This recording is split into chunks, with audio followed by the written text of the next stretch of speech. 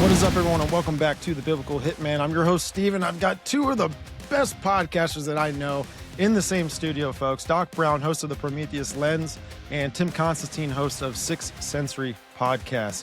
I'm excited to get into this episode, folks. We're going to touch on some Bloodlines. We're going to dig into a bunch of the fringy stuff. And some of these topics may be controversial, so I'm just going to throw that out there.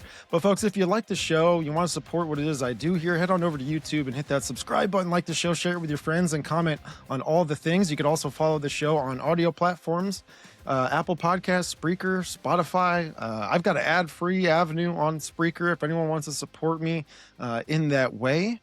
Just trying to, make the show a little bit more flexible for people. But with all that said, gentlemen, welcome to the show. Doc, good to see you. Tim, welcome, guys. Good to see you. I will let introductions be. I'll let you guys do introductions. I know it's who knows when to speak at these points, but I'll start with you, Tim. Tim, just tell the people where they can support you and just a little bit about your show. Yeah, thanks, Stephen. Happy to be here. Doc, good to see you as well. This is going to be fun. I mean, how could it not, right? And you can find me at Sixth Sensory Podcast. I spell it out SIX. I'm on Spotify, YouTube, Apple, and Patreon, and I have an Instagram. Best place to find me, though, is Spotify. And yeah, hidden history, Bible, conspiracy, all that stuff. Just come check it out. Happy to be here. Right on, brother. Right on. Doc, man, if you could just let the people know where they can support you as well. Hey, man, thank you for having me. And hey, we got two Tennessee boys in the house, so I broke out the coveralls, man. So got the Tennessee treatment. But no, I think you have me, Steve. But anywhere you can consume content, guys, Apple, Spotify, all the things. Same thing with the social media. It's Prometheus Lens Podcast. You can find me there, and the website, PrometheusLensPodcast.com. All the things you guys know the deal. And if you don't know me, I'm gonna wire this out till the cows come home. This is my book that I wrote this past year, The Epic of Esau, The Birthright and Seed War. Grab you a copy of that. You can find that on Amazon in all three formats: digital, hard copy, and audio. So you're without an excuse, even if you can't read. I got you, bro. I got you. Let's go, man. You even got the little accent, to kind of throw it up a little bit. Listen, I wanted you guys to come on the show. First of all, the audience loves you guys, loves your shows. You guys did a show together. You were getting into a little bit of the Serpent seed stuff, Bloodline stuff. Both of you guys are really good in this topic. Both of you guys have great angles on how you can attack this subject. You get into it with your book, Doc, and I figure one of the best places to start, right, with Bloodlines, Seed Wars, this idea that really a lot of Christians are not in tune with. They've never heard of it, and someone watching this episode for the first time, this might be new to them. So let's just kind of start with Genesis, right? Like, we see something happening in the garden. And one thing too, just to point out, with the latest news, right, with the island stuff, the files being let out, Epstein, the lid is kind of opened up a little bit to what these elites are into, and the fact that our world is in a way governed and manipulated by these elites, and they have connections to bloodlines, and really one of the big things that they hold very valuable to themselves is that they have like this blood that's more pure than the rest of the world, right? And so Doc, just take me through, Genesis. You talk about this in your book, and there's a very significant event that happens in the beginning, right? So, you got Adam and Eve in the garden, and they come across this serpent. It's really wild stuff. Yeah. Well, honestly, too, you gotta go back to the original languages to get into the etymology of the words and what they mean, the cultural context. We tend to look at things with our modern perception and put our spin on things, but we have to look at it through the mindset of these ancient people, because it's ancient people that wrote this story, and it was ancient people reading these stories. So reading extra biblical books and legends and lore and things like that, I found very fruitful in understanding the text the way that the original writers intended it to be. And serpent seed, I was introduced to this thoroughly with Dr. Joy Pugh, and I'd heard of it before, but people that I, highly respected, big brain guys laughed at it and said there's no water to be held in that cup, so I just never looked into it. And had her on the show, and she started talking about it, and I listened with an open mind, and she totally made more sense to me than any other interpretation of the garden than anybody ever had. Even if I'd never read the Bible, the way she laid it out, it was like, dude, this makes sense. And so that's kind of what got me here. But yeah, when you get to the garden, we're told that Adam and Eve bites this apple for forbidden knowledge, and they're kicked out of the garden. But when you go back and you read, there is no apple in that story. That's just the allegory, or what the pastors tell. And when you have this event, when you go to the Hebrew, that word for serpent is nakash. And I know some people is probably like, golly, you're beating a dead horse. We know this, but hey, there's probably some people maybe tuning in that's new and are not familiar with it, so I don't want to assume anything. But that word nakash can mean serpent, but it can also mean the shining one, or the one who practices divination. And to me, that makes more sense, because, does a talking snake rebel against God and cause Adam and Eve's fall? Or is it a divine being on his holy mountain that rebelled, that they knew, they trusted, and conversed with every single day? To me, that makes more sense. But basically, and I don't want to hog up all the mic here, but I'll just kind of lay the premise and let it breathe, let you guys get in. But when you get into the Hebrew, it just says that Eve partakes of this tree.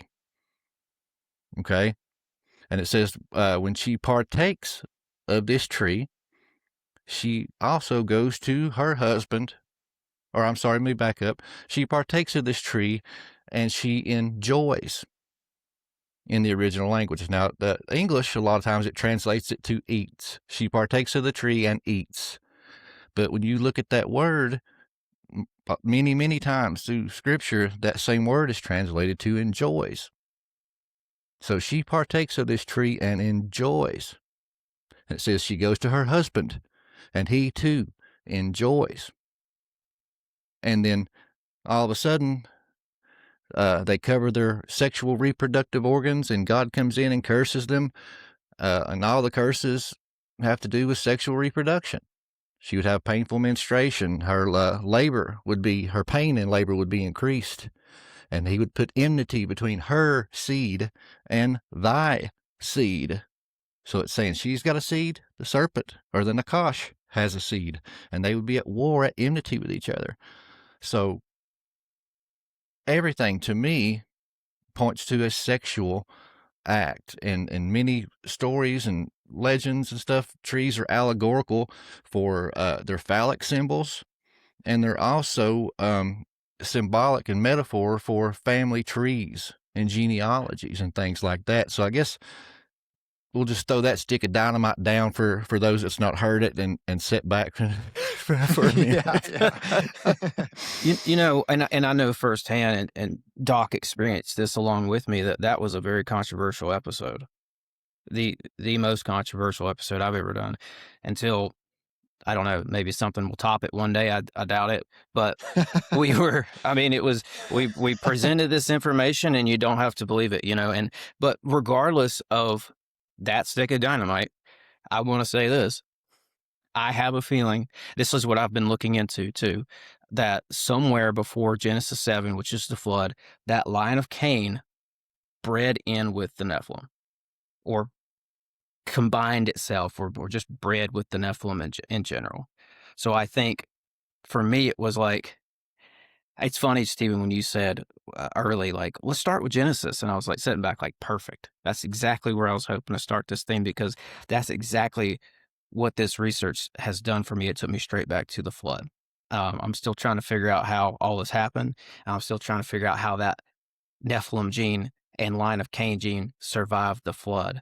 So I definitely want to touch on that some. And, for starters, this is what's kind of got me thinking about it, is like looking at some of these other myths, like the myths in Mexico. And this is like a good old fashioned Nephilim lore bloodline story that I found. It's Mexico City was called Tenochtitlan. Tenochtitlan. It's got the word Enoch in it too, which is interesting.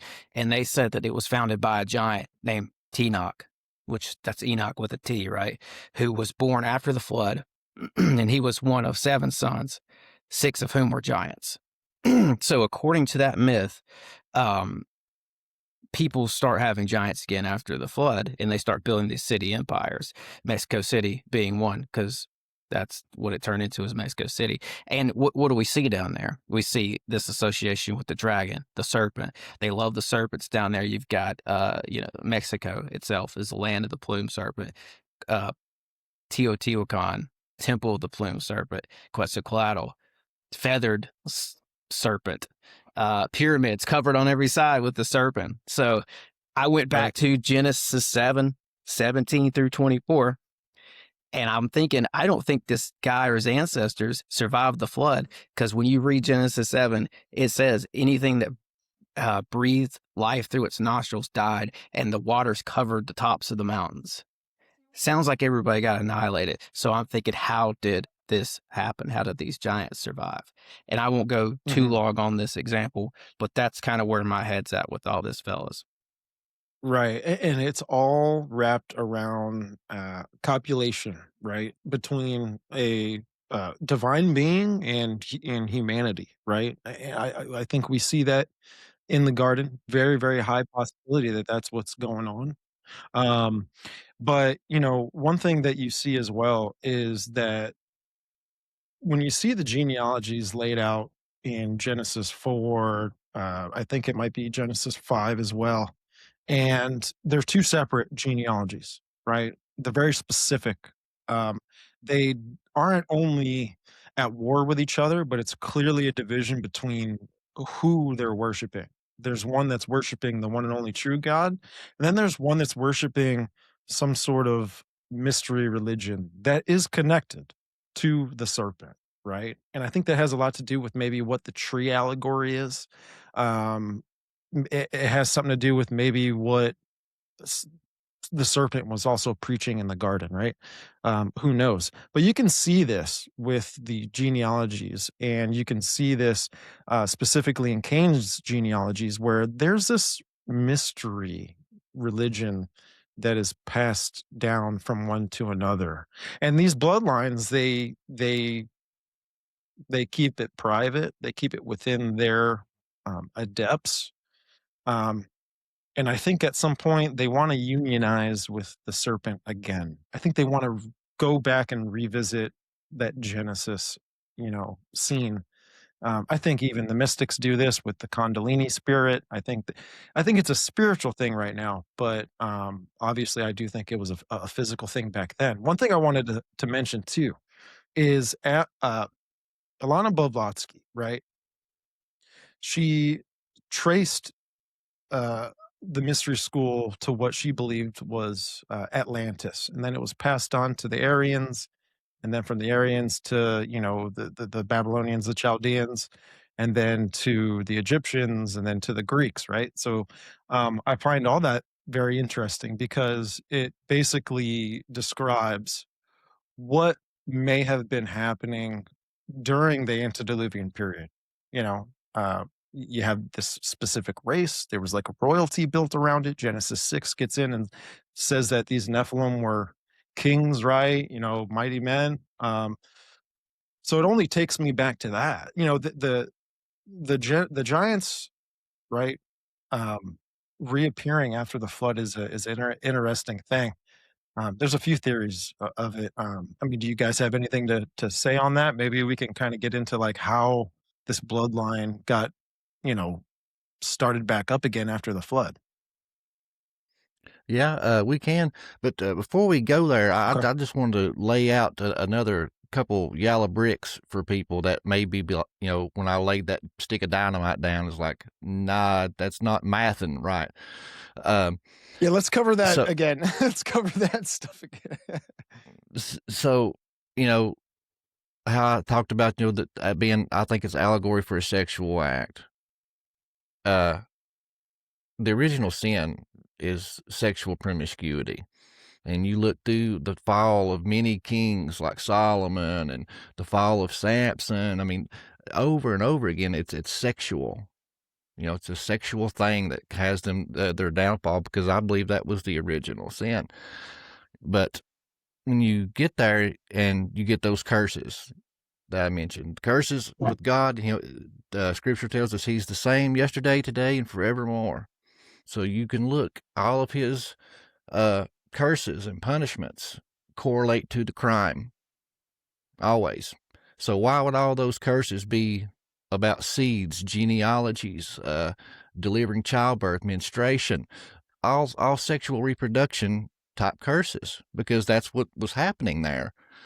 And the etymology of the names, I think that's very important, because we look at these and think these are their actual names. But we got to remember, these texts were written thousands of years later, looking back. And if you look, all the names in the Bible, I mean, not all, but a majority, when you look at the etymology of their names, it describes the character of the person in the story. So I'm not saying that these are fantasy. I'm saying that maybe that when they wrote them, they just maybe changed the name or put that in there to kind of tell the character a little bit better. Because like Nimrod, it means to rebel. It was describing his act, in that story. So when you get to their names, Cain means acquired. So hell, what loving mother names their child acquired? And then you look at Abel. Abel's name, it means breath. Why was he named breath? Because Adam was a lifeless being until the breath of God was given to him. So he was in the similitude of his father, and he was named after his father. Cain was acquired. And when you get out of the garden, what happens? The prophecy starts being fulfilled right then. There's enmity. There's war between the brothers. Cain kills Abel. And then later, when Seth is born, it comes right out and says that Seth was born in the similitude of Adam. And his name means the replacement. So why would they go out of the way and say, this other kid is the replacement for Adam's child? And they even take it a step further and say, well, he was born in the similitude of his father. And then, like you had mentioned, Steve, you have these two genealogies, these two trees. If there wasn't two seed lines, what was the point of all that genealogy? Why did they separate them? And then everybody likes to say, oh, well, Enoch was the seventh from Adam. No, he wasn't. But if you go back and read those genealogies, they are. Why? Because Cain was removed from that genealogy, because he was not of that family tree. And even New Testament tells you, he was of the wicked one. John comes right out and tells you. Cain was of the wicked one, who was a murderer from the beginning. So, yeah, and I don't want to just extrapolate and keep taking up all the time, but I wanted to just kind of put that out there for the people that maybe was on the fence or just wouldn't math in what I was trying to lay out there. Yeah, and I think it's appropriate that we're talking about this in the beginning, what really happened at the beginning as well as. And I think it's appropriate we talk about these names like Cain and Enoch and what they mean, and just set them out here as characters. And I'll tie about on something I said a minute ago too, with this Tenoch from Mexico City, this giant, right? My whole point with that is, Cain had a son or a grandson, I guess, called Enoch. There was an Enoch in Cain's line. With this guy from Mexico City was related to that. And the reason I'm thinking about this, because that makes me think, well, what if his ancestors were on the ark, on the boat? And that's how these giants showed back up afterwards. I'm still trying to figure all that out. How did this gene survive? It's like Stephen was like, we know it was like wild antediluvian times, but what was happening there? I know it got crazy, but what was happening after that too? Like, how did this survive? Within these people that got on the ark, was there a gene that carried the propensity to worship the serpent?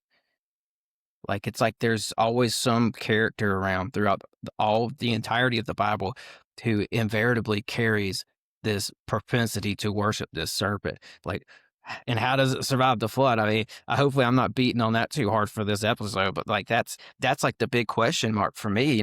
Would that make a giant from myth like Tenoch a Rephaim, who after the flood goes to settle in South America and revive the serpent cult, making him just an example for this conversation, but still an iteration of the pre-flood dragon bloodline coming back into existence through the wives, I think.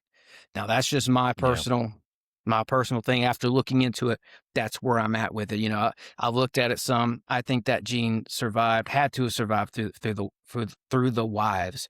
Well, if you think of it too, I mean, I think we get that story with Esau, right? I mean, didn't he marry into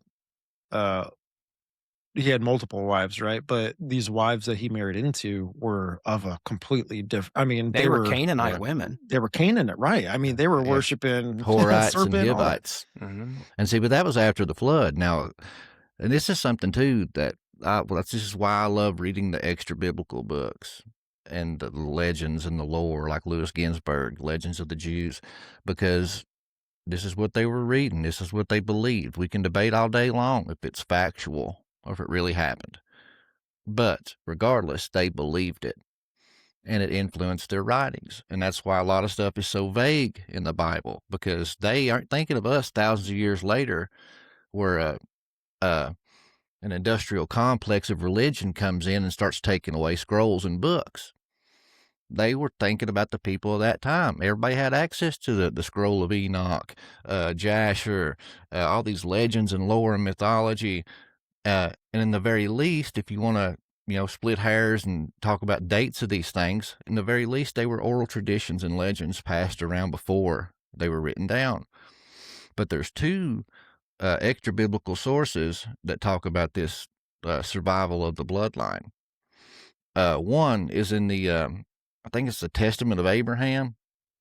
It says that, because in Genesis, it don't mention Noah's wife's name. And according to that Testament of Abraham, it says that he had a wife, and that's who he has Shem and Japheth with. But she passes away. And then the flood is announced. Or wait a minute, no, wait. God comes forward and tells him that the flood's going to come. And he tells him to go to Naamah, whose name means comely and beautiful, like off Genesis 6. This is the daughter of Lamech, the same daughter that had three brothers that are mentioned in the genealogies, that all of a sudden these guys become masters of metallurgy, sowing crops and all these things. And this is a genealogy. Why would they take the time to list their occupations and what they were so good at? Because it was important. And so a lot of people theorize that where her name means comely and beautiful, when it says in Genesis, the angels came down and bred with the daughters of men because they thought they were comely and beautiful.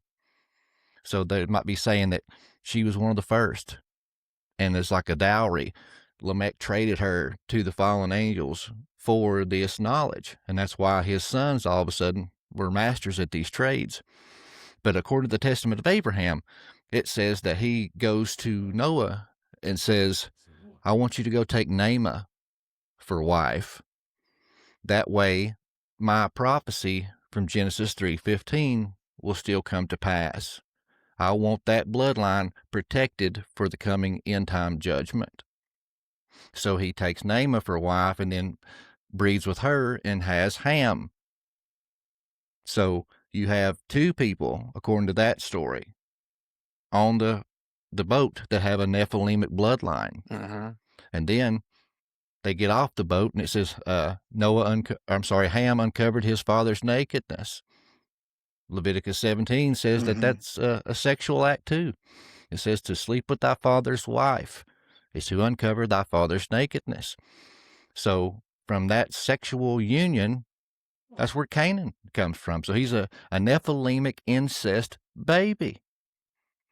And the other legend says that King Og was riding on top of the boat, that he made a deal with Noah that if he would save him, that he would serve his family all of his life, and that Noah allowed him on the boat. But then once the flood waters receded, he just took off and done his own thing. And that's why in Genesis it mentions King Og, he was the last of the remnant of the Nephilim, that he was a pre-flood giant.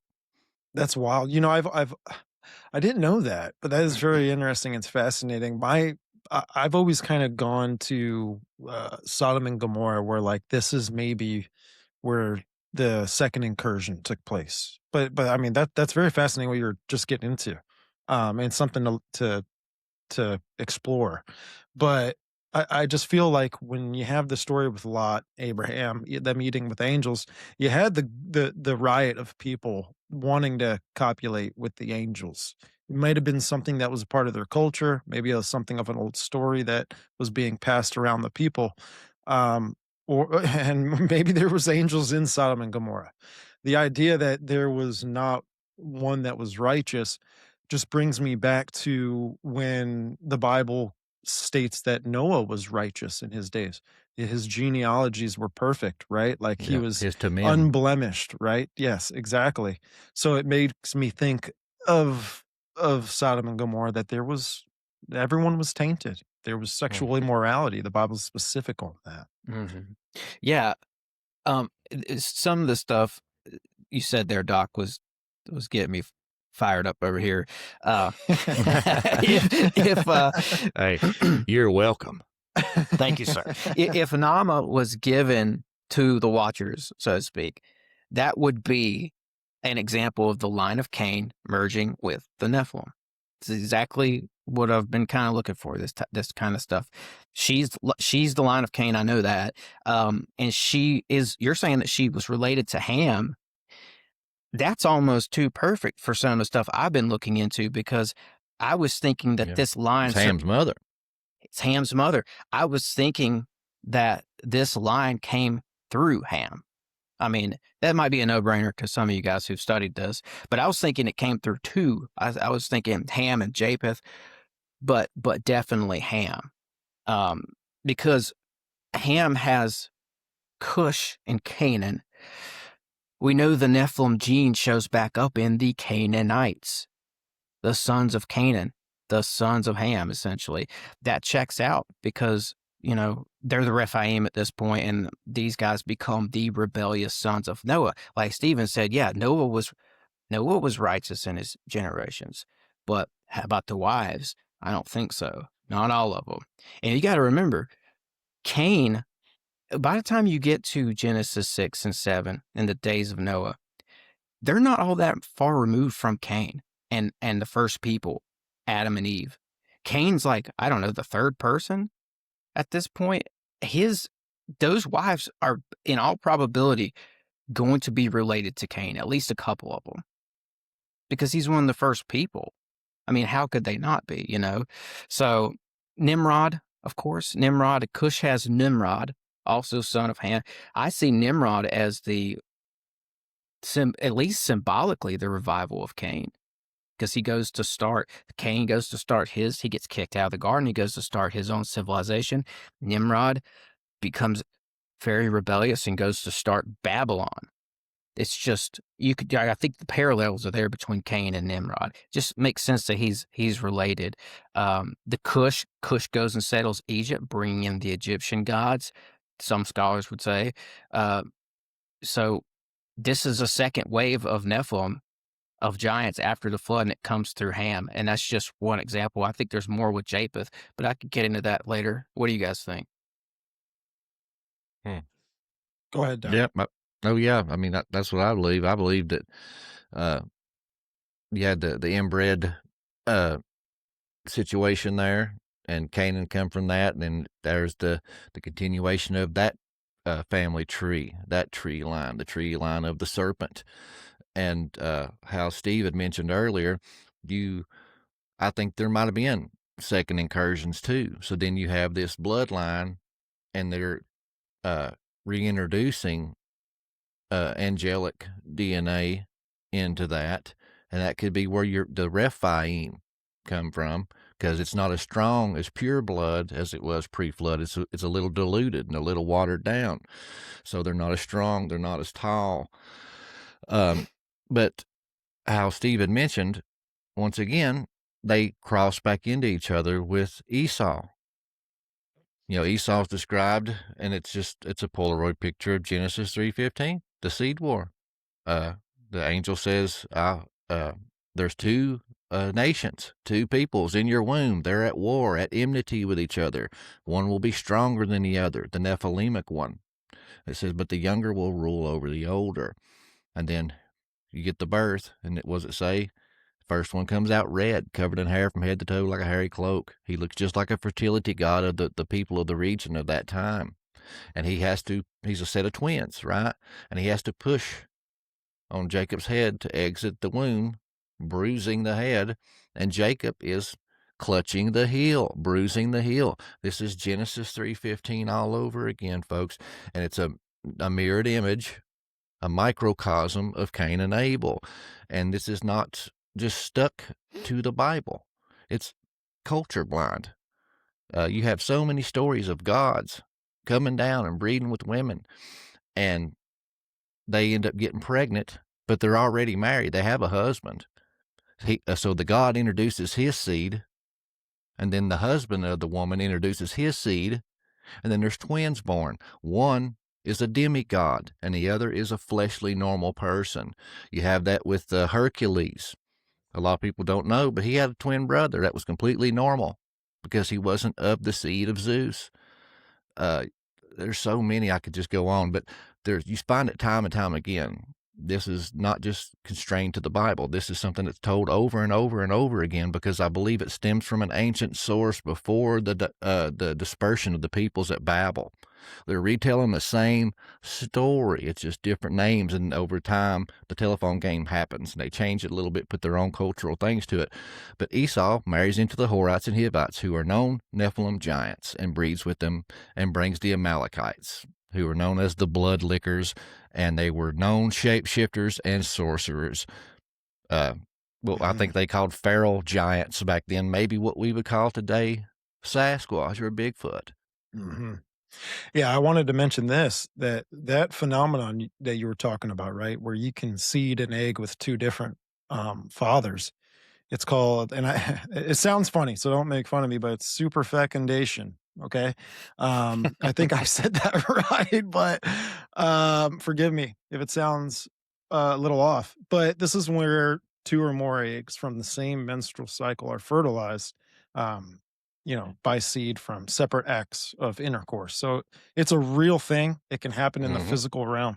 I wanted to mention this too, man, which I think it can give some validity to what we're getting into, is you had this incident taking place in Genesis 3, okay? And then you have a separate incident happening in Genesis 6. What I think Satan was doing with this act, not only to try and disrupt the bloodline for Christ to come into the world and to save humanity, right? He was trying to go to war with that, but he was also trying to mimic it. And I think this is where you see in pagan religions, there's always parent gods, and then there's like the offspring gods, right? You've got where I think we see that in the garden with the serpent, intermingling with Eve. Satan knew he needed a consort. He's developing the religion before it has even kicked off and started and been thought about.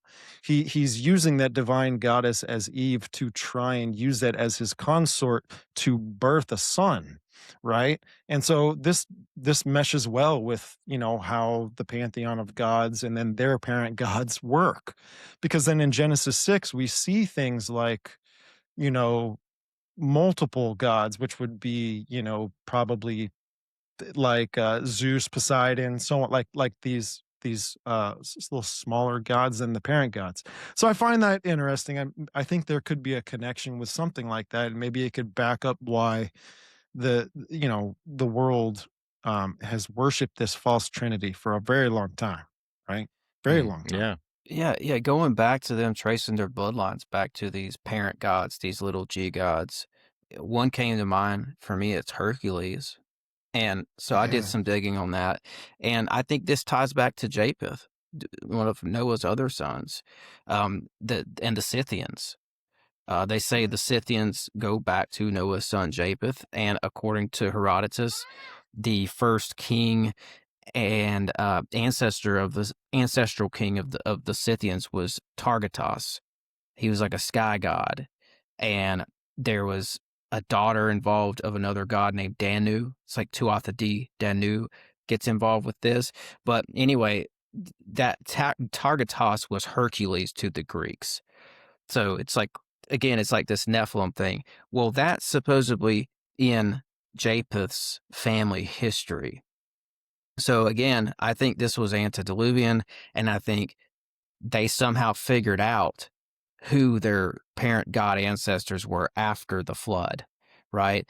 And I mean, the Scythians became the Druids, became the Merovingians. Now, this is big, right? Like this is the Herodotus and Pliny the Elder said the Scythians were fair-skinned, light-haired. Some of them had red hair. They were tall, men of tall stature. It checks all the boxes here. They were using the swastika as a symbol. They were using the snake as a symbol. You go back to this region where the ark could have probably landed, and you see where the spread of people would have re-begun, if that's the way to put it. Like the spread of people would have happened a second time around, and you get to the Ukraine, you see swastikas on rocks out there and all that. Those symbols, my point is, those symbols and this knowledge was written down for them to find. This gets into the tablets.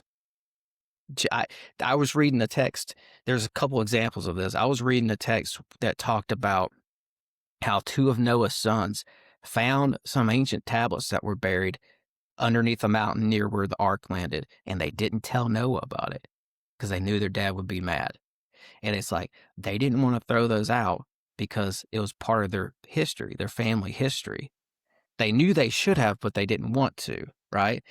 And what's on those tablets? Occult knowledge to do with this bloodline, the knowledge of their ancestors, and symbols like the swastika and the snake. All this dragon iconography is going to be on these tablets. I mean, you talk about like going back into some of the older Freemason legends with Tubal-Cain, some of the people we've talked about tonight, Nama, Tubal-Cain, the line of Lamech, those people knew that some judgment was coming. If you read the book of the giants, it talks about how the giants were having these prophetic dreams that were giving them visions of the future. They had a sense that God was getting ready to punish them. So Tubal-Cain and that crowd, according to legend, wrote a bunch of stuff down on tablets and placed it underneath the ground, under the area where the Great Pyramids now stand. Well, that's where Cush goes to restart his line. Why did Cush go there? I think Cush, another son of Noah, went there because that's where these tablets were found that gave them the knowledge of their ancestors to begin with. And I think that's how this serpent seed survived. Well, I mean, it's just like how God's word has been passed down, through the families and the generations. It's kind of like the same thing goes for people of the mystery schools or with this occult knowledge, right? They've been passing it down, since before the flood. And I think this is where, Boaz and what is it, Jachin or whatever? But these are the two pillars of Freemasonry. And yes, it goes all the way back to like King Solomon's temple and stuff. But I think its root is where you had possibly Lamech and Enoch of Cain's lineage writing down, the occult and the mystery school information so that it could be ciphered. Or even after the two flood. trees. I've often postulated that if it's symbolic to them and only they know, but it's the symbolism for the two trees, the two bloodlines. And there's something that's a lot deeper too, and it ties into the story, because I know some people want to poo-poo this, and say it's malarkey. But even with all the stuff I've laid out for you, it's in the scripture. John, like I said earlier, John comes right out and says that Cain was of the wicked one.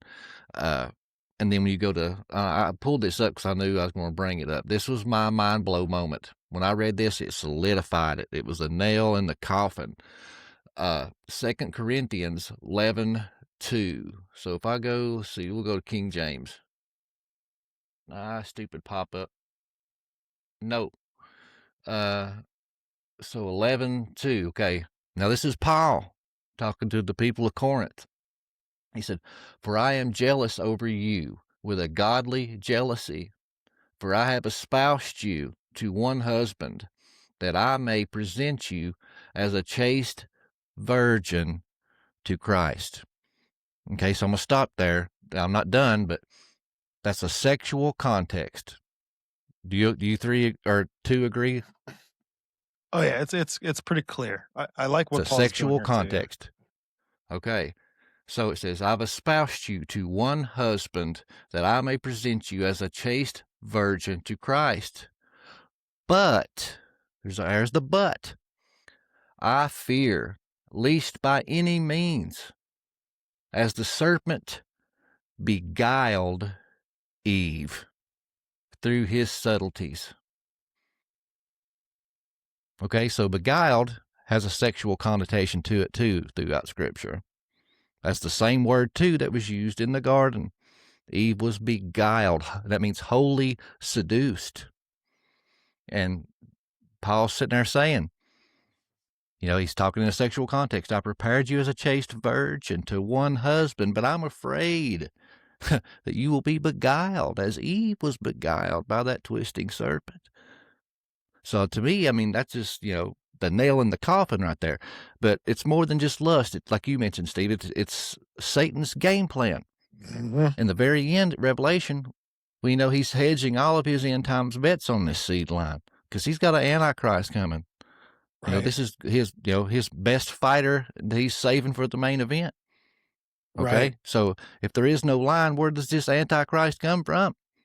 If there is no line, why did God say there'd be two seeds, her seed and his seed? Right. Why did they track two different genealogies and separate the two if there wasn't? Right. Well, how about Matthew 13:24, right? You've mentioned this too in your book, getting into the wheat and the tares. Yeah, that's what he's talking about in that parable. Yeah. And so, but what I was going to say is, Satan was once like the king and priest of creation before, Adam and Eve even came along. If you go to Ezekiel 28, it says, "Every precious stone was your covering, beryl, onyx, topaz, jasper."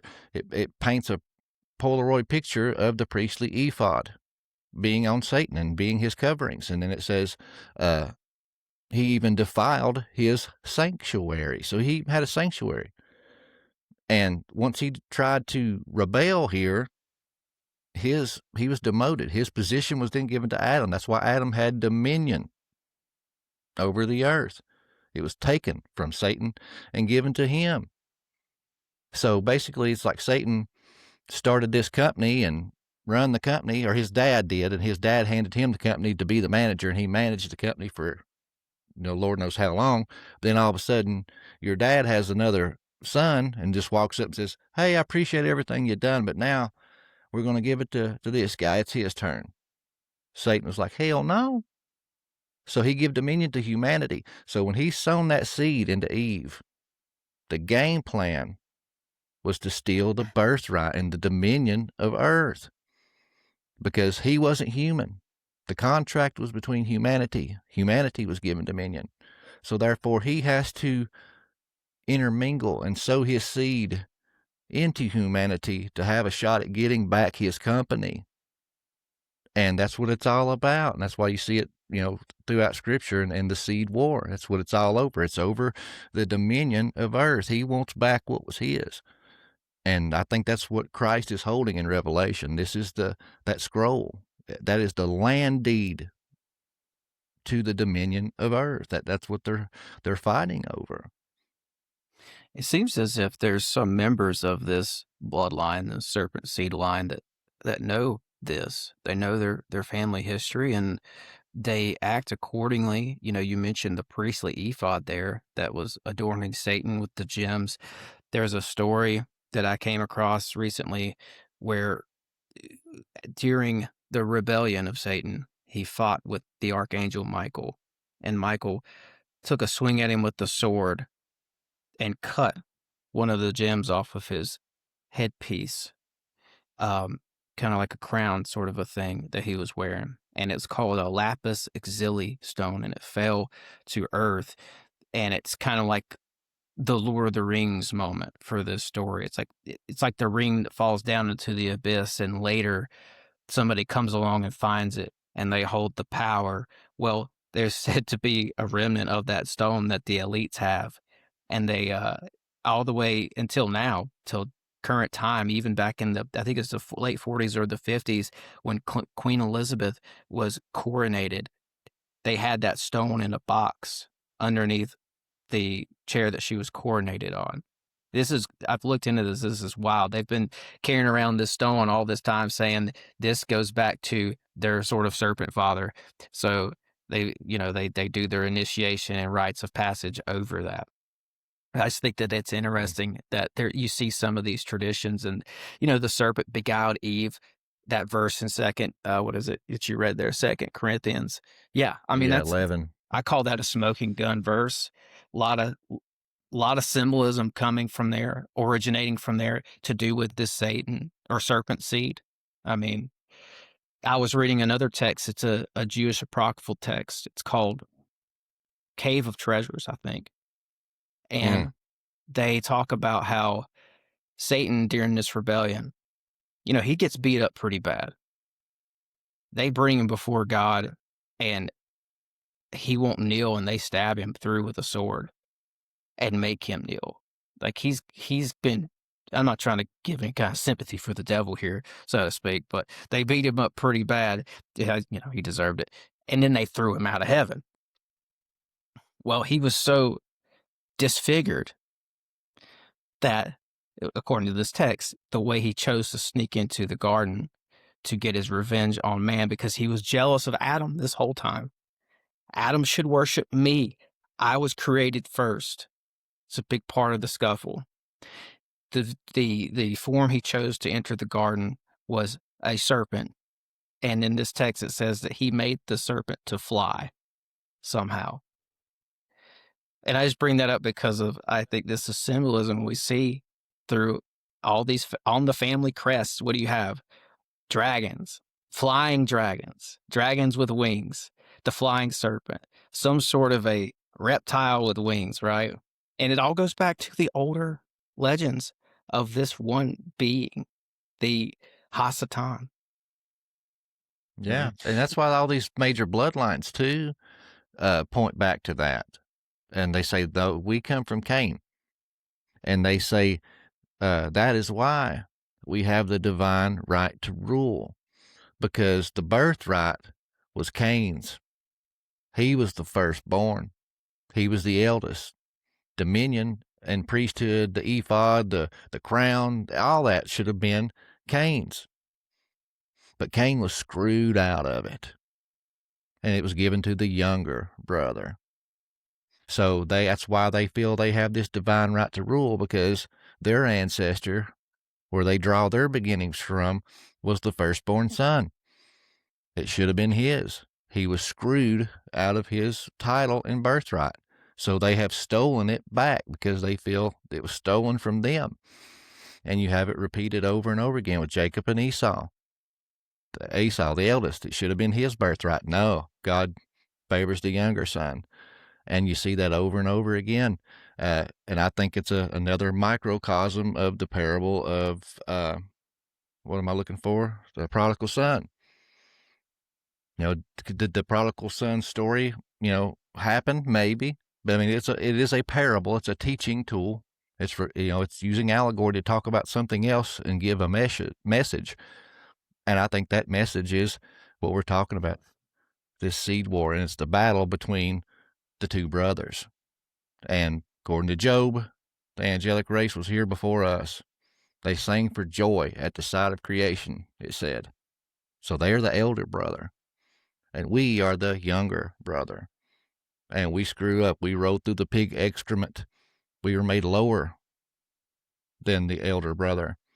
But God chooses and favors the younger son. And what happens in that story? The elder brother's pissed. He said, Father, I was here first. I've never left you.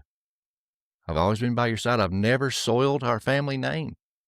I've not, ruined our inheritance and the family name. But then you throw this big party for this loser of a son? Where's my party? Where's my celebration?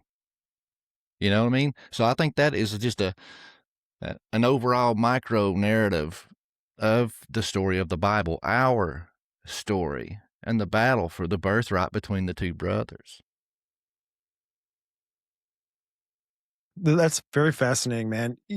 So Tim, you mentioned, that, right, in the battle in heaven, right, Archangel Michael is fighting Lucifer, and he hits a gemstone, right, off of his garment, or is that what you would call it? But I think the word I was looking for was coronet. Maybe it's some sort of a head piece. Oh, interesting. Well, I'm looking here, and just because I've been kind of digging into the subject recently, it made me think of this. But in Mecca, right, you have the black stone of Mecca, and it's like this sacred ancient stone that's embedded in the eastern corner of the Kaaba. And its Islamic tradition says that it fell from heaven to guide Adam and Eve to build the first altar. So if the connection I'm making is like this, Lucifer holding this title of being the priest over creation, falling from heaven, coming here.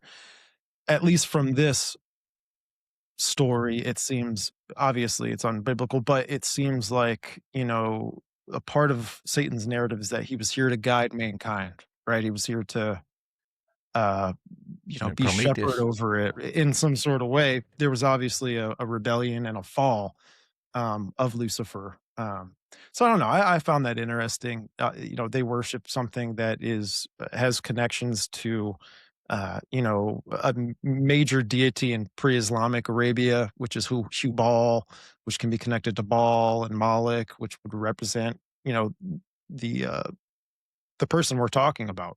So I found that interesting. I want to throw that in there. Yeah, another thing connecting Cain to the serpent seed, and I left this part out of the story, not intentionally, but I just forgot. But as according to the story, as Satan is fighting Michael, when the stone is struck from his garment or his ephod or his coronet, whatever it was, it falls to earth, and it's said that Cain got hit by a piece of the stone, like it struck him in the forehead, and it left an imprint of a serpent on his forehead, and it's symbolic of the line of Cain.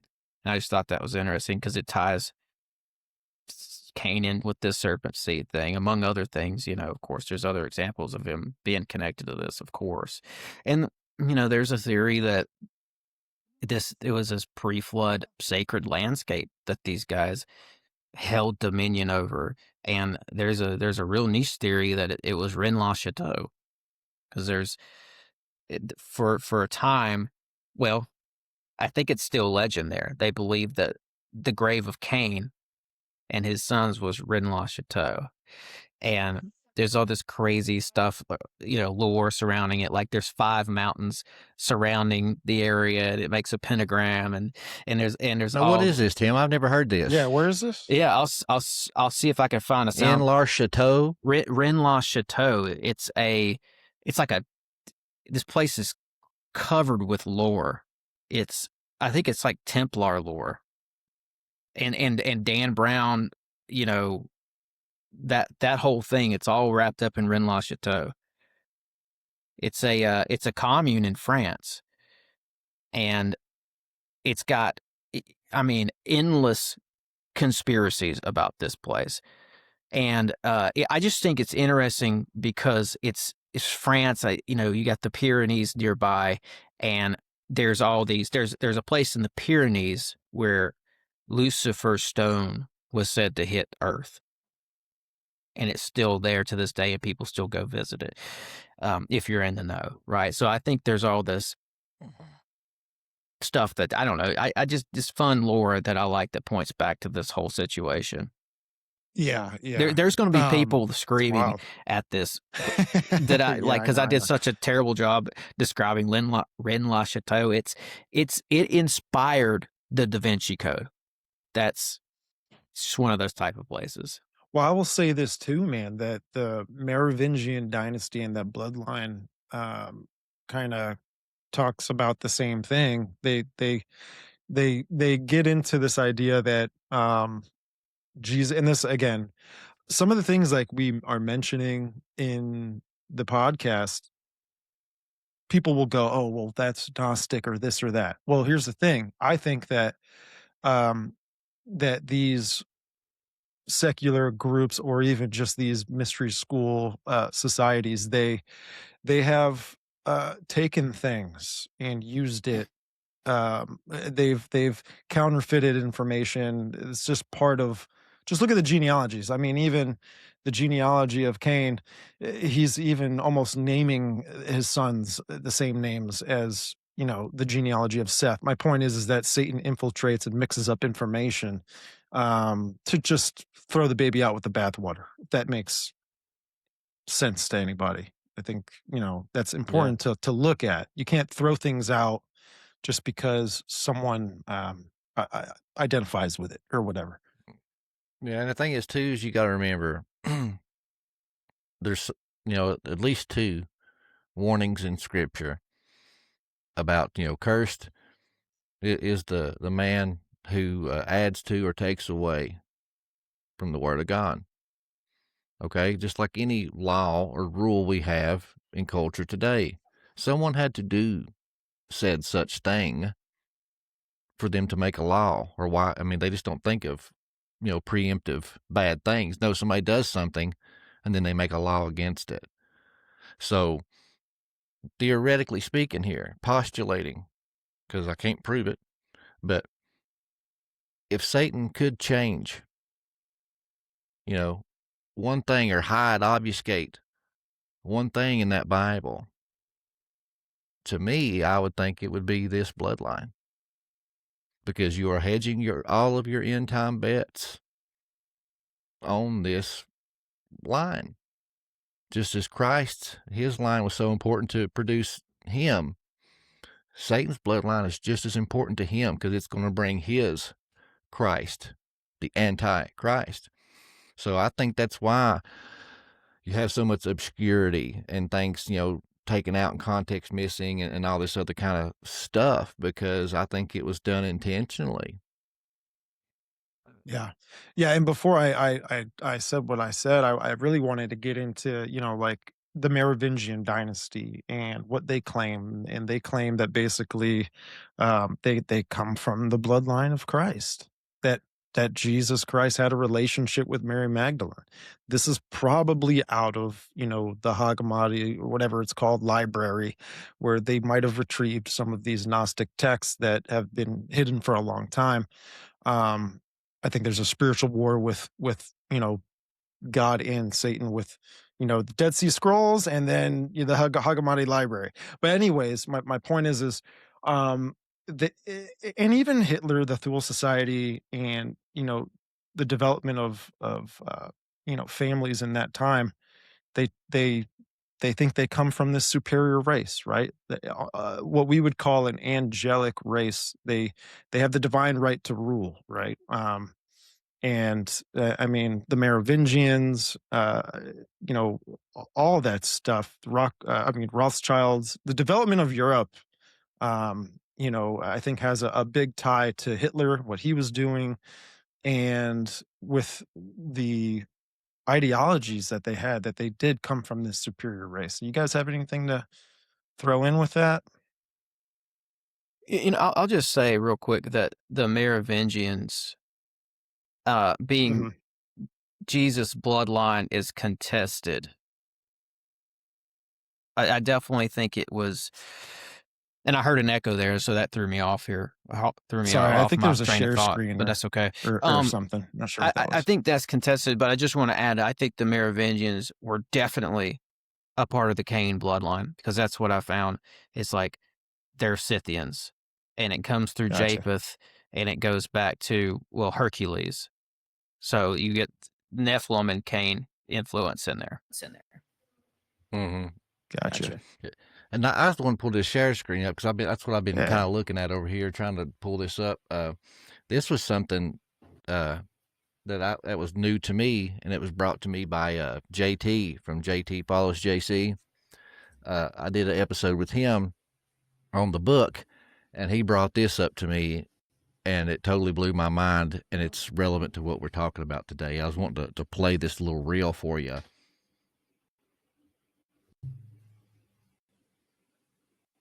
I think you might enjoy this. The name Rothschild is deeply meaningful when translated into Hebrew. Perhaps the German Jewish name Rothschild is directly transliterated into Hebrew letter by letter to mimic its sound, rather than translated into Hebrew word by word to convey its hidden meaning. Because the correct Hebrew translation of the German word Rothschild is Magen Edom, meaning shield of the Edomites, nation of Edom descended from Esau, Jacob's evil twin.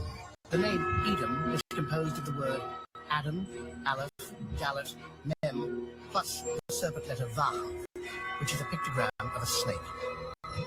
The Hebrew word Edom signifies the joining of the holy bloodline of Eve with the satanic seed of the serpent through their son Cain by adding a snake, a Vav, to the name Adam to graphically and cryptically portray Judaism's secret doctrine. Welcome to an epic journey. This. That blew my mind when he showed me that. It's wild, dude. That's crazy. Who you made that? You made that short? That was you? Yeah, Okay. He showed me that video on his program that I done with him, and I just took that and made a reel out of it. Mm-hmm. Yeah. I mean, Edom, right? Oh, yeah. And, Stephen, you talked about this, and maybe it was before the show, you talked about the beginnings of a religion known as Islam, right? And we don't have to get into all that today, but I think that that's closely intertwined with some of the stuff we're talking about today. The pre-Meccan moon god Hallel, arguably a Hallel that's mentioned in Isaiah 14. This is something they've worked really hard to scrub from. You don't hear much about this entity, but it was a part of the history in that region. It's just been obfuscated, to use Doc's word from earlier. A lot of this stuff has been obfuscated. This serpent seed. It took me until late in life to figure out that this was a thing. So that's why I get on shows like this, and I'm sort of like nerding out about some of this lore, because this is all new to me, man. I'm just like, whoa, everything just points back to this serpent seed. Everything points back to, if not specifically that, the Nephilim, the Genesis 6 event, the Watchers coming to Earth and taking for themselves wives. They saw they were comely, and they had these children, and they're the Nephilim, and we're still feeling the ripples of that throughout history, even after a flood wiped everything out. It still survives. This is the craziest movie ever, and we're part of it. We're living it. It's a part of the spiritual realm that we're in, and we're at war with this seed. We're Eve's children in Genesis 3:15. We are Eve's children, and alongside of us, battling with us, is the serpent seed, and we're here for the ride. It's something else.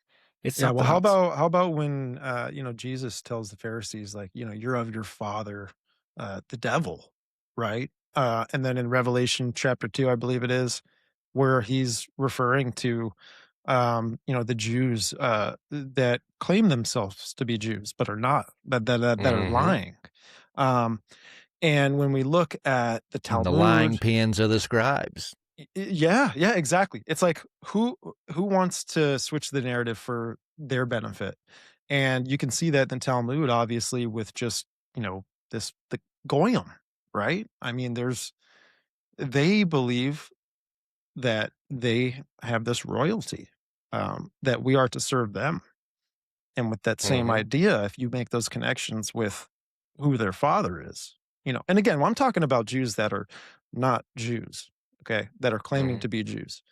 Um, so I find that fascinating, man. And again, it's a spiritual war, like Tim is saying. And on top of that, I think it's also part of the physical. I think we're at war Mm-hmm. with these physical bloodlines, you Oh know? yeah, and it brings to life. You mentioned it earlier. Is the story of the wheat and tares? Proverbs tells you it is the glory of God to conceal a thing, but it is the glory of kings to search things out. He's not going to read between the lines and spell it out for you. He leaves it there for you to investigate and find. If you seek it out, you're going to find it. It says, if you knock, the door will be answered. You seek and ye shall find. Jesus taught in parables. Okay? He hid stuff in other stories for the people that seeked it out to find. And he'd even tell his disciples, they'd be like, Rabbi, what was the meaning of this teaching? He said, to them the mysteries have not been given. So I speak to them in parables. But to you the mysteries have been given, but you still ask me, Rabbi, Rabbi. And he had to explain the meaning to him. But in that wheat and tares, God, a farmer, God, sows good seed, walks away, and then his farm hands, the angelic race, the watchers, the good ones, notice that there's tares growing amongst the wheat. And he says, Father, did you not sow good seed? But behold, there's tares growing amongst the wheat. And what does he say? The enemy has done this in my absence. And they said, oh, well, do you want us to pull up the tares then? No, let them grow together, lest in pulling up the wheat you destroy the tares. So let them grow together, and come harvest time, we will gather up the tares and throw them into the fire. He said, and we'll gather the wheat into my barn. And to use that story you talked about with the Pharisees, he comes right out and says it. You're a den of vipers, and you are of your father, the devil, who was a murderer from the beginning. Okay? It's talking about Cain. Cain's the context. His father was Satan also. And so they're talking about genealogies. And a lot of people stop there. But if you keep going, get some more context. They reply to Jesus' remark about them being a brood of vipers and being of the devil, the line of Cain. They reply with, we were not born of fornication. In my parentheses there, like Cain was. Okay? And it says, we were not born of fornication, but we have but one Father. So they're talking about this seed war. They're talking about these two genealogies, and they're sitting there trying to claim they're the seed of Abraham. But Jesus is saying, no, you're of your father, the devil, who was a murderer from the beginning, talking about Cain. And then they reply, oh, we weren't born of fornication, because they knew and believed back then that Eve had two seeds. Yeah, Yeah. you said something earlier. It's hidden. This, for the most part, this information is it's been hidden. It's for us to seek out, and it's for us to find. But if it doesn't take long once you start looking to find things, and you have these members of this line of Cain who tell you that this is real as well, and that they are indeed of this line, the line of Cain. They'll come out and say it. One of those guys, I was reading up on some of this dragon court stuff, secret societies of this bloodline, and it gets into the work of Nicholas de Vere. I know Doc knows about this guy. I probably heard about him first from Doc, or at least Doc mentioning it. And I found a thing about this, and I might read some of this just to paint the picture and maybe get Doc's thoughts on it and your thoughts on it, Stephen. That's what I was on the way to get. Nice. So I found this post, and we can dissect this, but I don't know that it's 100% right. I'll read some of it though, because it paints a picture. It says the reptilian conspiracies can arguably be traced to the ancient dragon clans, though certainly based in esoteric knowledge and steeped in secrecy. The connections that can be drawn are thought-provoking in the least. A few decades ago, a man by the name of Nicholas de Vere stepped forward as a royal prince of the dragon courts and head of the dragon clans. And by the way, de Vere is a name from history. Like, this was a real bloodline. And that's his last name kind of does confirm that. It says he, to some extent, began to shed light on the royal dragon lineage he represented. There are multiple sites affiliated with the various dragon families, some of them being restricted to the families themselves. As with any similar dynasty, some members took exception with the spotlight. Unlike most similar dynasties, there's some evidence supporting the claim that the dragon lineages aren't wholly human. So, and this goes on. I don't want to just read and take up a big chunk of space reading, but this gets into the Grail bloodlines, the 2000 BC 12th dynasty of ancient Egypt, Right. The former alchemists known as Thoth, Hermes, the Scythian kings, the Tuatha De Danann, the little people, the fairy folk, the Fae, the Davidic house of Judah, which like I said, I think that's contestable or contested. The Merovingians, of course. So most, if not all, of the royal bloodlines can be traced to this family line.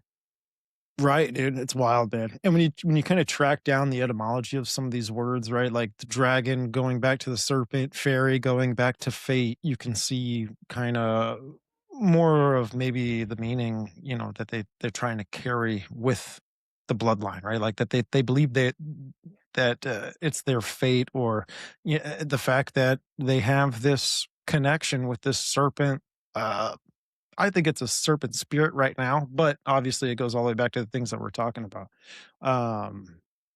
It looks like Doc's got his camera angle back. Let's go. Dude, I don't know. That thing just went plumb retarded on me. It's like Riverside sometimes will choose an input for you if something, maybe after a screen share or whatever. But I mean, well, to what Tim was saying. Oh yeah, that's all European. Right? Oh yeah, for the most part, but it traces back to Canaanite, Phoenician. Forgot the other one. Maybe. I stopped. I stopped reading before it got into the Anunnaki. So yeah, they're saying it goes all the way back, pre-Sumer, Yeah, gotcha. Now you're killing it, dude. That dragon fairy stuff is it's wild, and it makes me just think of the royalty that's there now, right? Like they've got crescents and they've got coat of arms that kind of resemble the dragon. Okay, here you go. These families claim their heritage stretches back to mingle with the fabled Anunnaki gods of ancient Sumer. This is where the time before humans claims to come in. Pixies and other specific otherworldly beings can be traced back to these bloodlines and the knowledge they held. Most European monster myths can be argued to have grown from the dragon court practices. City, or the Shining Ones, share a name with the dragon elect. El, as an Elohim, and El Adonai literally translates to Shining One, and Messiah translates to Anointed One. I don't know if that really has a place in this, but maybe. But anyway, the Dragon Court cite rituals where their members were anointed. Okay, I see where they're going with that. With the fat of the crocodile in honor of the god Sobek. So, yeah, I mean, this gets in the weeds, right? I mean, this is... Yeah. They're taking just about every myth they can get their hands on and finding that it somehow traces its way back to this thing. Yeah. Well, even I think when you break down the word royale, it's actually throwing in the meaning of angel, right? Like El, Royale, El. I think I've heard Gary Wayne get into that, and he talks about that, and royalty and all this kind of stuff. And there was a Canaanite deity. Rex Dios. Rex Dios, Mhm. right? Exactly. It's almost like the Da Vinci Code. You guys watched the Da Vinci Code before? It's kind of That's like what he was he mentioned it earlier. What's his name again? Dan Brown. Dan Brown. Yeah. Yeah. I would say that Rex Diaz, I've heard that guy before. I think he passed away, but the guy who was talking about that, the Dan Brown stuff ties directly into this Rennes-le-Château, where in the area of this portion of France, they say this was Cain's grave, literally where he was buried. That's wild. That's wild. You know, this is like an all roads lead to Rome scenario, except replace Rome with Cain, right? Mm-hmm. It's what we're dealing with here. What you got there, Doc? Look at that thing. I talked with Gary Wayne a while back, and we were talking about this same stuff. And I pulled out a book and was reading something that was related to this and wanted his opinion. And I thought it was in the Dragon Legacy, but I couldn't find it in there. So I was like, well, maybe it was in Morals and Dogma. So I was trying to find it. No, little Albert Pike. Well, to top off real quick, like the Bloodline thing, not to top it off, but to add to it, where I was reading something out of Tom Horn's book. I forget which one it was exactly. But in there, I remember a quote that came out of Manly P. Hall's book, Secret Destiny of America. And I think since we're talking about these bloodlines, we need to look at some of the architecture that's prominent in the world, Washington, D.C., the Vatican, and places like this, where they are showing you the mysteries and the rituals that they do, right, with the dome and the obelisk. I think there's something to that, right? Like they're showing you who their trinity is. Getting into like the Vatican and the painting of Michelangelo, I think it's Michelangelo, and it's where there's a painting of Adam touching God's hand. God has his arm wrapped around a woman, and the woman, and God is with his arm wrapped around the woman is touching the sun, which is I think it stems back to ancient Babylon. I think it gets back to like that the parent gods that kind of like we were talking about, that whole framework, and it gets into Nimrod, Semiramis, Tammuz worship. But I think what we can see is possibly that Satan wanted Cain to rule, right? But God still had authority to dictate who he's going to bless. So I think with these bloodlines, they are carrying that tradition on so that when there is a supernatural man that comes into this world, which Manly P. Hall talks about, that comes from this bloodline and is going to have supernatural abilities and powers, and that his destiny is to rule in America with Washington, D.C., set up with the Osiris ritual. It's wrapped around all that stuff, and I think that those two places, Vatican or Washington, D.C., could be prominent areas for the future of what the Nephilim and Genesis 6 conspiracy gets into, that they bring revelation, like they're a big part of revelation.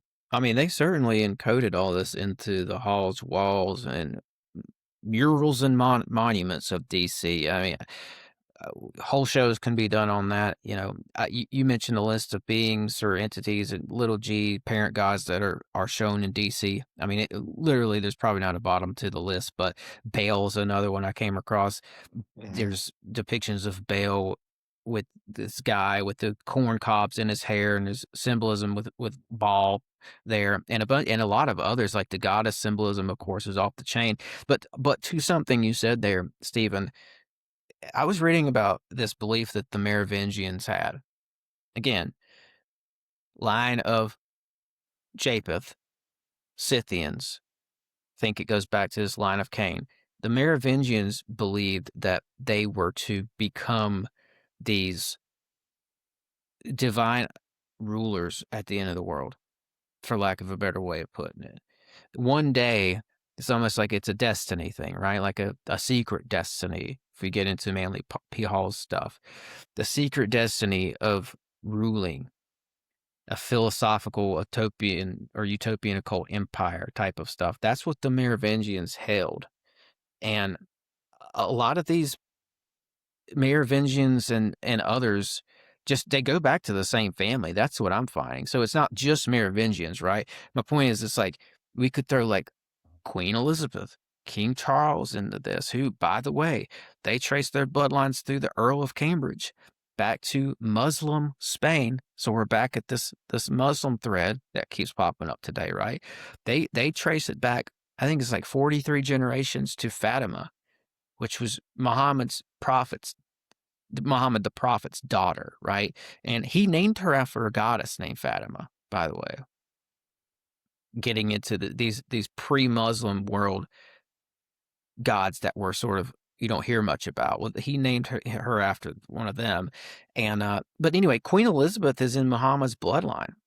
It goes through the kings of Seville, if I remember correctly.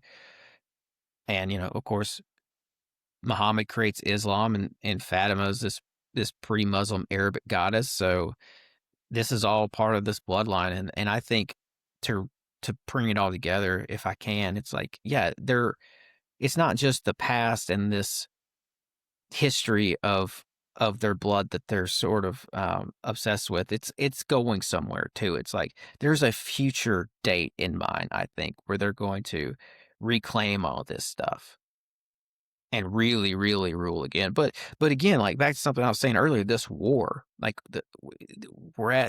there's a spiritual war happening here, and I think this plays right into it because these people are still ruling in the earth today. They still have a lot of power in the earth today. It's very much still an us versus them situation.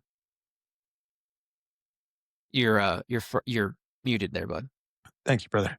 You know what I'm wondering, man, is if these bloodlines are responsible for developing the beast system, developing this kingdom here in this world for their god, which is an exact counterfeit of how we are to be with God in his kingdom, right? And I think that there's a false millennial reign that's incoming, and I think that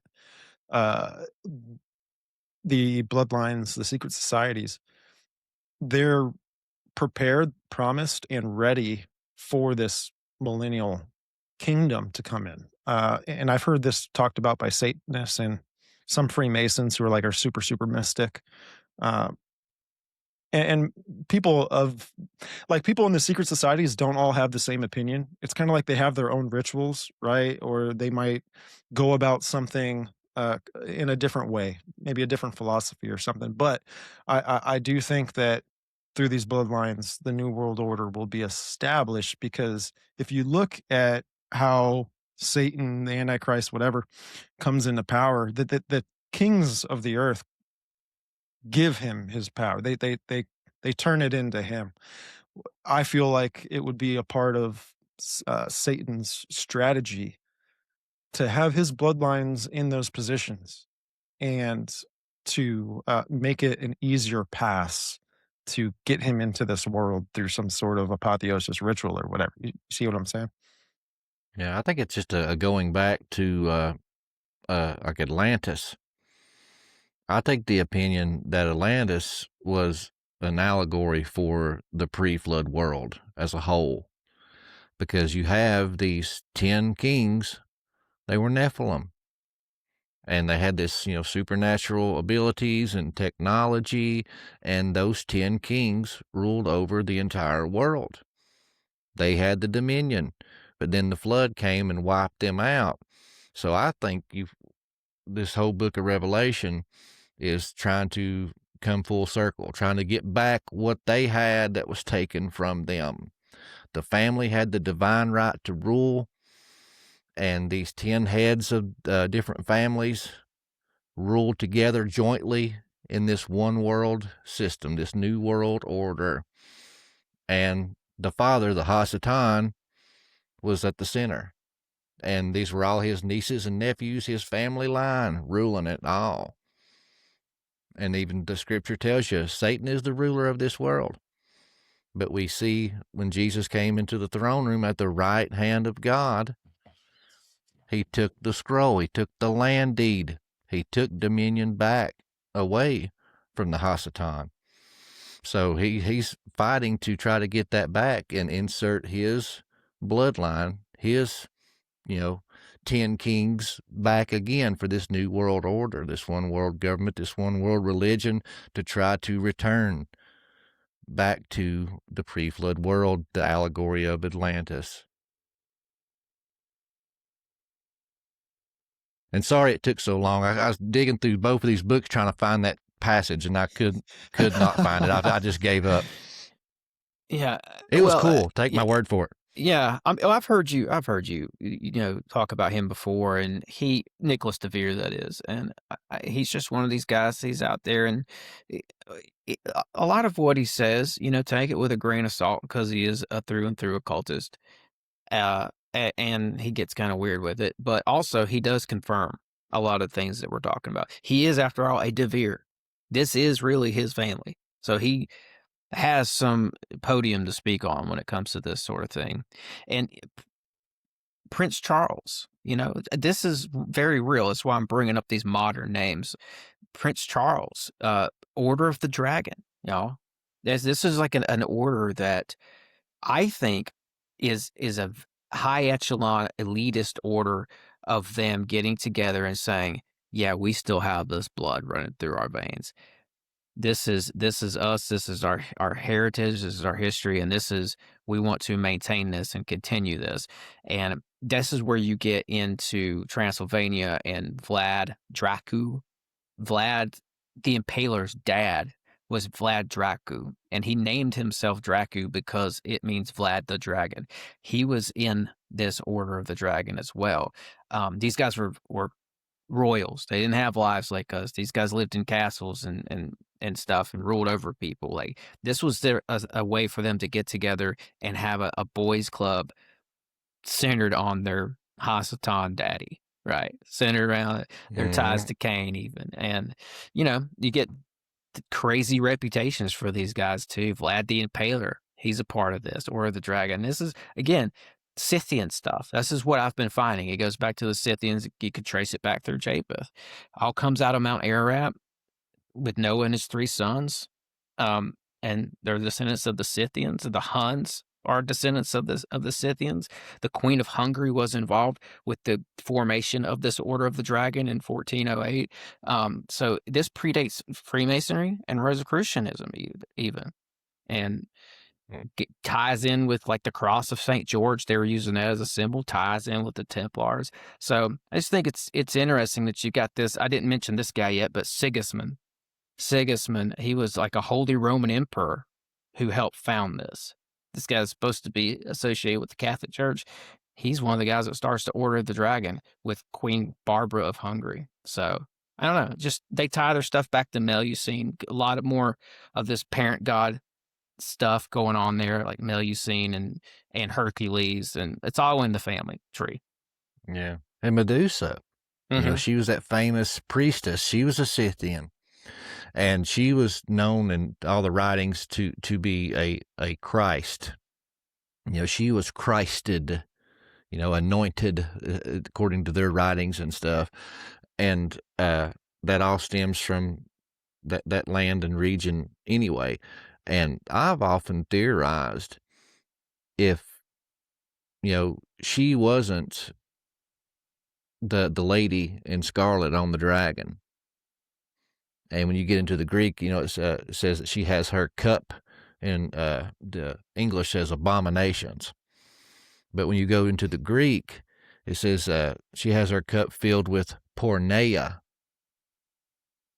So it's talking about sexual, again, coming full circle again. but I recently had Tim Cohen on the show, which it'll probably be a month before it comes out for my backlog. But he wrote a book on the Antichrist and the end, Book of Revelation, end times prophecy type stuff, and he theorized and laid out a lot of evidence and points to Charles. And it's how you'd mentioned him, and it kind of sparked in my head.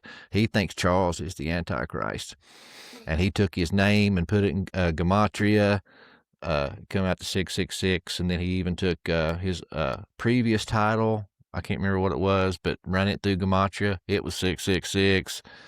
He showed the painting, had the Baphomet in there when you mirror image that thing, and he brought up just all kinds of stuff that he made a pretty compelling argument. I mean, I ain't saying that, it is what it is, but I mean, he raises some pretty compelling arguments to not Prince Charles, he's a king now, but King Charles being the Antichrist. Oh, let me add this too. The part of this family, King Charles, of course, traces his bloodline back to Vlad the Impaler. And I was just online looking at Vlad's tomb. You can go visit it. So there's a lot of pictures of it. And this serpent iconography was plastered all over this tomb. But something that I want to ask you guys about, I don't know if you saw this or if you remember this, but Queen Elizabeth, the one who just passed away, right? She's the one who is one of the last known rulers who was coronated on this lapis lazuli stone that's said to have come off of basically Satan's ephod, right? She died recently, and there was a televised event about her funeral, and there was a voice that came through in the live account of this. It was like some guy reporting, like, "Oh, it's a beautiful day in the Abbey," and they were getting ready to cover the funeral, and this voice comes in, and it's real creepy. It's very proper sounding, and this lady comes in and says, "She's not dead." Or no, she says, "She's not dead, she's trapped." And it's just real creepy. I didn't know if you guys heard that, but it's sounds like some witchy She's stuff. trapped? Trapped, yeah. Like she's not dead, she's trapped. Yeah, since we're talking about like the royalty and everything and Queen Elizabeth, this was back in, and maybe this was just them flashing something at us, and if you know, if you don't know, you're going to remain ignorant, where Queen Elizabeth lights the Platinum Jubilee beacon with help from grandson Prince William. And this beacon, when they lit it up, it was a big DNA strand that led to a tree. So are they saying something, right? Are they saying their DNA tracks back to the tree, right? The tree of knowledge of good and evil, right? So yeah, I don't know. That's something to think about. Didn't think of it. And why did they raise so much hell over Meghan? Yeah. Because she wasn't of that family tree that they wanted to keep preserved and that bloodline pure. And whether it's right, wrong, or whatever, they believe it. And they're the rulers of this world. They're the ones with all the money. They're the ones in the power positions, pulling all the strings, making all the decisions. And at the very least, we need to read and understand what they believe, whether it's true or not, because they believe it. And if they believe it, that's all that matters, because they're the ones with the money and the power positions making all the decisions, folks. But, yeah. I was going to say something else, but I totally had a brain fart. One thing about Prince Charles, too, is back in 2022, he was giving a speech at the COP26. And obviously, we know the times we were just kind of getting out of a tough era, right? And he's at the COP26 convention or whatever it is, and he's up there and he's talking, which it's the climate change assembly of nations and stuff. This was in Geneva, Switzerland, and he's talking, and he's the only person that in this world, in my time that I'm alive, that I've heard reference something as close to the Antichrist as you can get. And when he's giving this speech, he's talking about that there will be, that there's someone out there that has the utmost respect of all the world rulers and leaders and kings, and has the more GDP than all the nations combined. And then he referenced it as an it. So it was a he and then an it. When he's talking about this person who's to come and hopefully marshal a military style campaign to fight against climate change, uh, which maybe can fit, the first seal, the rider on the white horse, conquering and the conqueror. I don't know. But I found that interesting that he was the only person I've ever heard, identify someone that's going to help save the world through power and money and all this stuff. Yeah, I mean, that sounds like the milieu today who's trying to seize control at every turn, globally. It's these people obsessed with climate change. World Economic Forum, who does organizations, any of your, like, your city-state, like CERN is a city-state, Vatican, city-state London, the banking section of London, which is on DC, District of Columbia, the dove, the dove of Ishtar. What's the fertility god? I did not know that till I talked with the Headless Giant. He come on the show and did fertility rites in plain sight in the USA, and he had told me that a lot of that female imagery, like on top of the dome of the Capitol and all this kind of stuff, is Columbia. And even like the movies when we were kids, you remember that it showed that woman that looked like the Statue of Liberty with the flame and stuff. Columbia Pictures. It was talking about that goddess. Right. And yeah, that totally blew my mind. I never knew that. Yeah, District of Columbia. When I looked into it, it was goddess worship. The dove of Ishtar. If you look back at some of the old reliefs of Aphrodite, Inanna, Ishtar, there's often a dove nearby, and that's Columbia, the dove, or Columbia. I almost think too, when this country first started with the 13 colonies, what do you guys think of that? You think this was the 13 bloodlines, right? Like, was this country a safe haven or a promised land for this bloodline? It was meant to be, I think. That was their intention, because they wanted to get out under the finger of the Roman Catholic Church and under the, out of the watchful eye, because, during the Renaissance and the Enlightenment period, Newton, and all these other guys, Copernicus, and all these guys were coming up with all these, scientific new agey ideas and philosophies, and they were getting suppressed and murdered, burned at the stake for heresy and all this kind of stuff. So they ended up making these secret societies and stuff. That way they could do what they wanted under secrecy, but they had to keep watching over their back and paranoid. So yeah, when they took off to this new world, it's like we're thousands of miles away from Rome and the Pope now. So now we can start doing what we want to do. And I think that's why you have all this, deitist type stuff and imagery all through the Capitol and everything else, because they were Christian only in outer appearance, in my opinion. They claimed to believe in God, but what God? They never come out and says Yahweh. And like Jefferson, everybody wants to say, oh, well, Jefferson, he was a Christian. He made the Jefferson Bible. Well, yeah, folks, have you ever looked up and seen the contents of that Bible? It's pretty bad. Everything pointing to Christ as the Son of God, removed. Anything that has miracles and miraculous type healings and things like that, removed, because it was all above their reasoning. They thought reason ruled. They even put the goddess of reason on a throne during the French Revolution, and those guys were tied right into that. So, yeah, they were only Christian in outer appearance. They were really deitists. Yeah, they believed in a God, but it was like the Freemasons. It was a grand architect, and Jesus was not the Son of God. There was letters between him and Jefferson jump and in all these here. different I guys think he froze. that said that it was blasphemy obscene. Mm-hmm.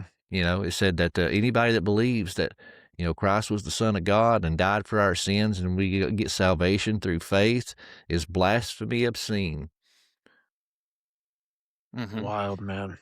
Yeah, and you know, we're talking about Queen Elizabeth some today. It was one of the past Queen Elizabeths who I think had a hand in creating this nation, and secretly, quietly through secret societies.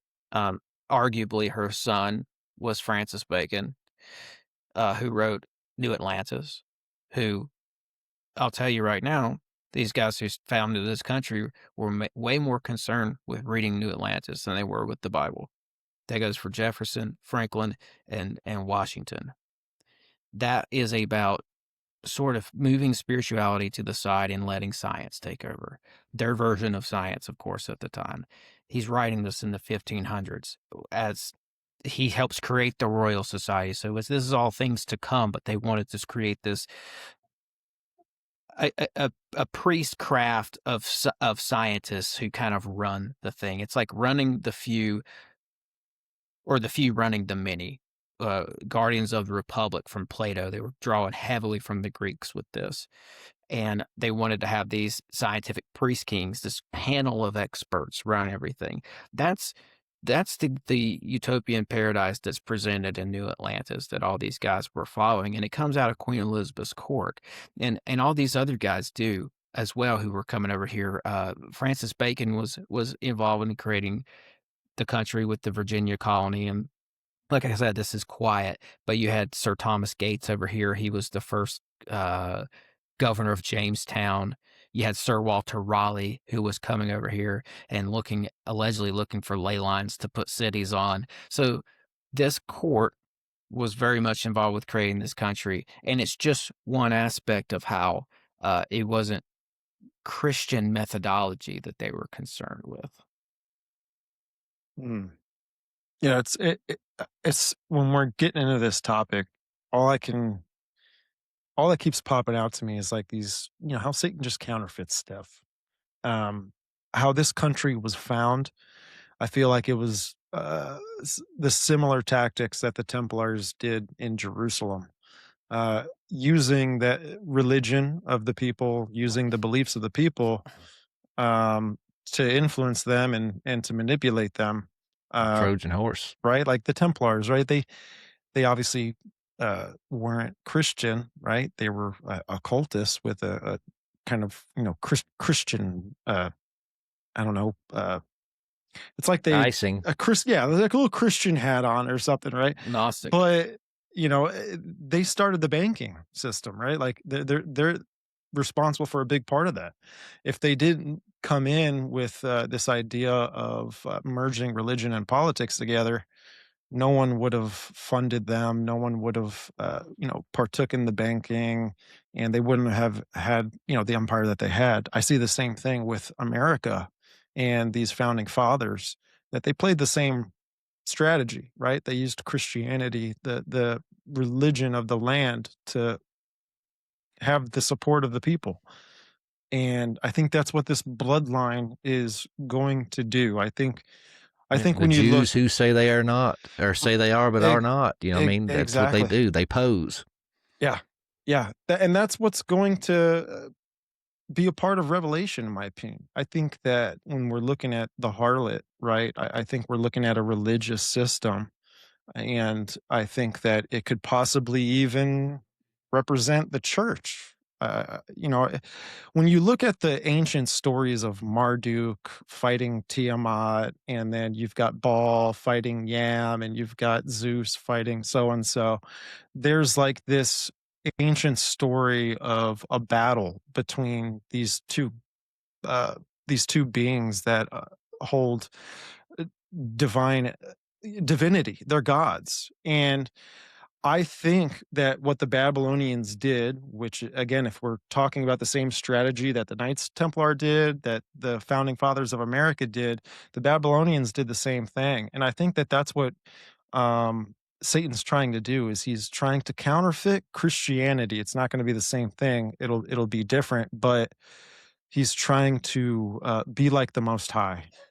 I think the Babylonians, you know, when you're getting into the Enuma Elish, you can line up Genesis with the Enuma Elish, and it's parallel.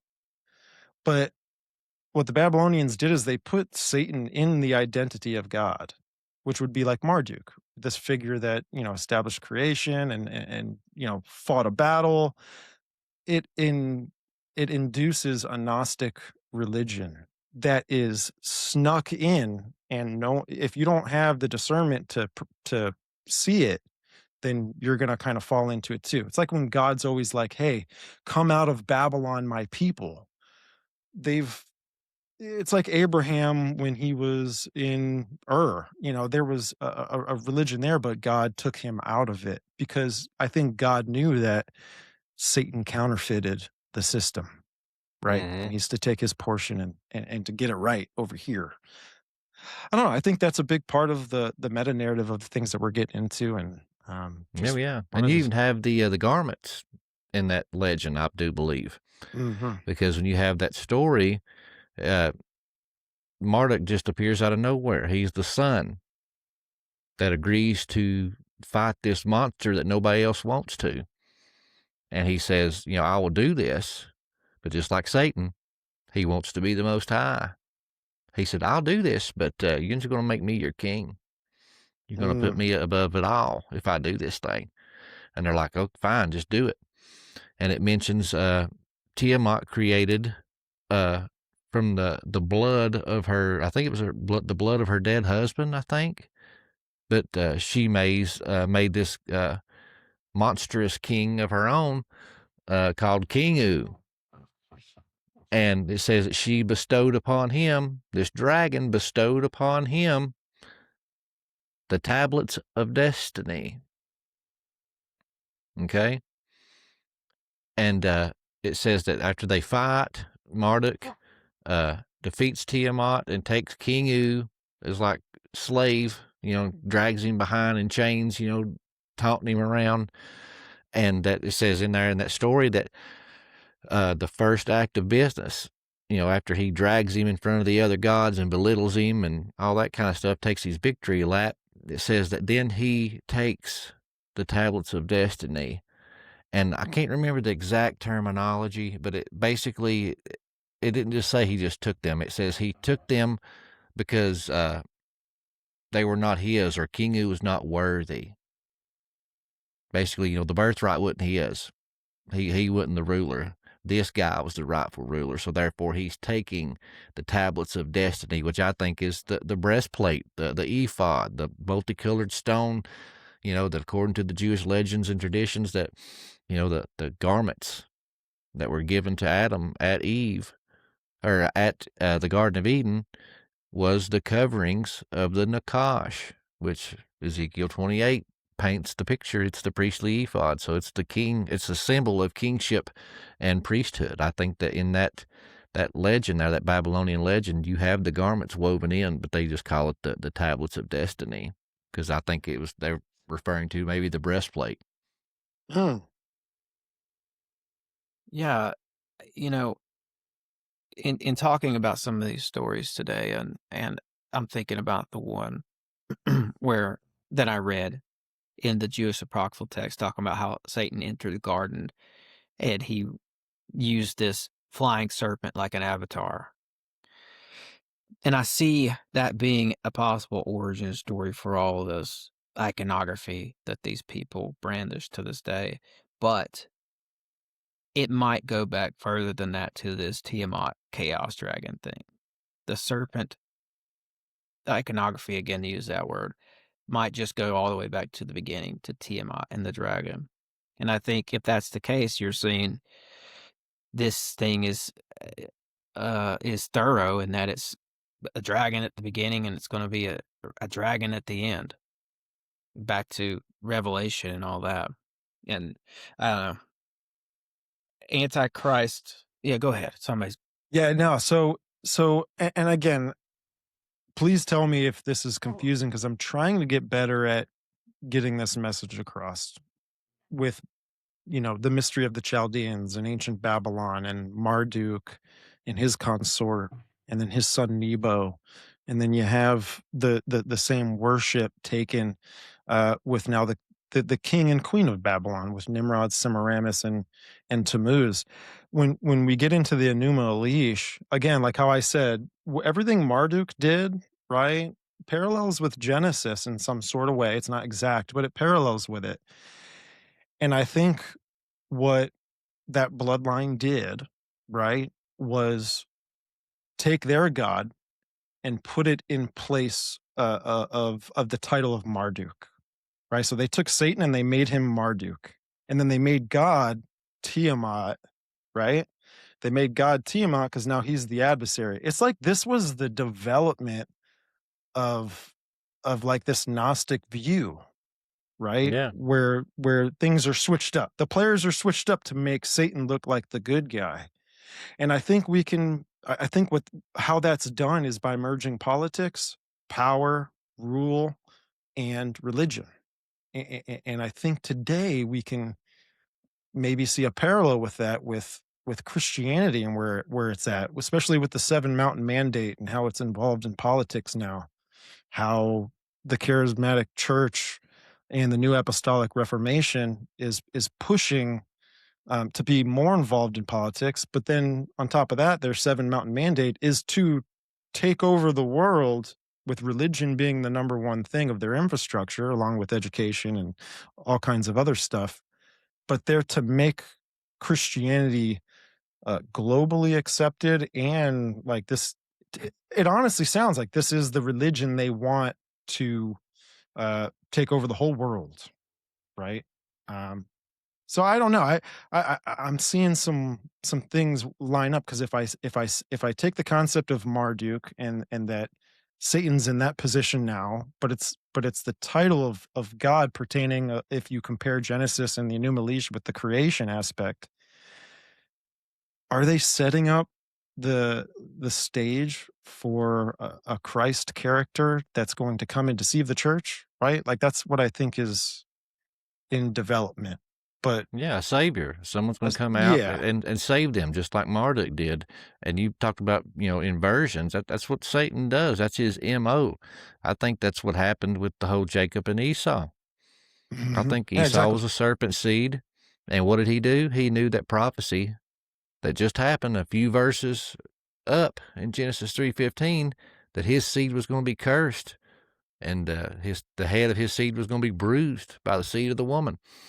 So what did he do? I think he reached out in that womb and flipped them around to where his seed come out first, reversing and inverting the prophecy. But God is playing 12D chess while Satan's playing checkers. He sent the angel to go tell her ahead of time. He's like, hey, their younger is the one going to get the birthright. So, one will be stronger than the other, but the younger is going to rule over the older, because, in parentheses, we already know what Satan's going to do. So here's the game plan. Right. Yeah, man. Yeah. Here's a post I found about Marduk. According to the Sumerian mythology and Enuma Elish, Marduk was the god who defeated the Ancient Ones long before the creation of matter as we know it. Against him in the battle were the fierce Tiamat, Kingu, and Azog-Thoth. Once he had destroyed these demons, he created the universe from the flesh of Tiamat, and humanity from the blood of Kingu mixed with his own breath. The 50 names were given to Marduk by the elder gods after he had helped them to defeat these Ancient Ones. And then this is what this person says here who's writing this. This is nothing less than the biblical story of the war in heaven and the fall of Lucifer. And I certainly see the parallels. And I mean, him creating the universe from the flesh of Tiamat, that part of this myth is interesting to me, because of, if you get into the idea that was a planet, and God destroyed this planet and created the earth out of it.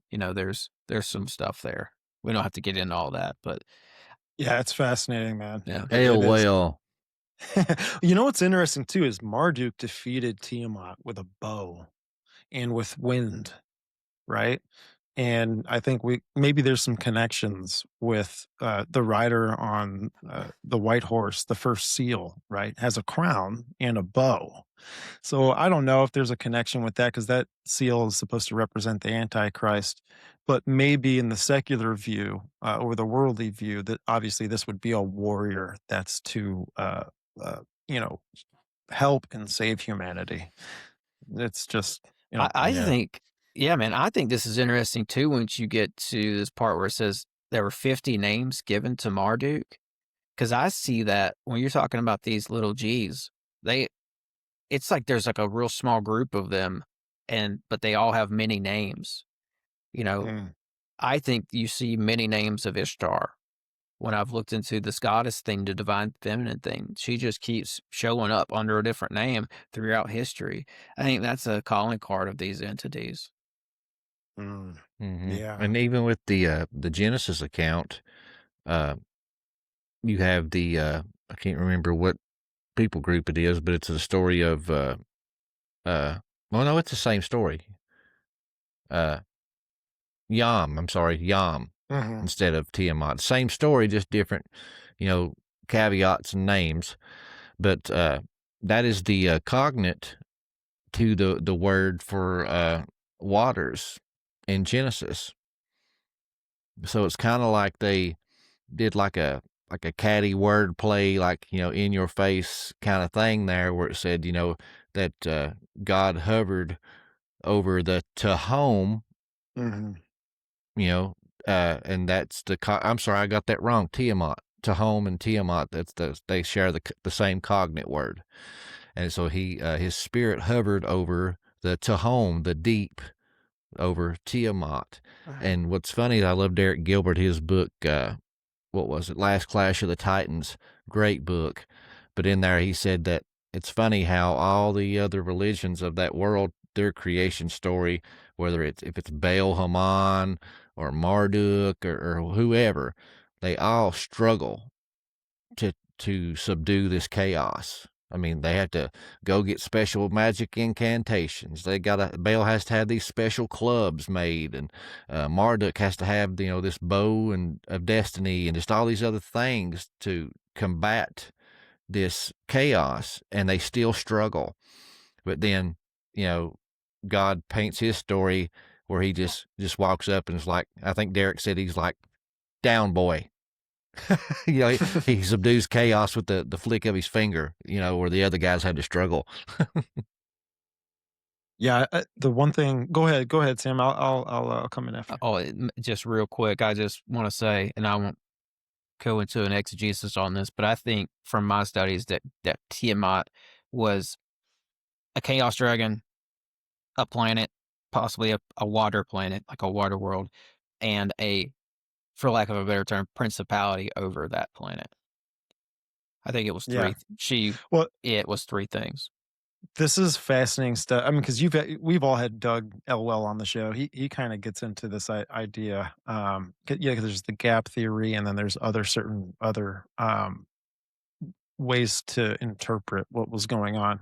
Maybe it would be a show we can all do in the future and all that. We're getting to a time where we could start wrapping it up. I wanted to mention this since we were talking about Baal and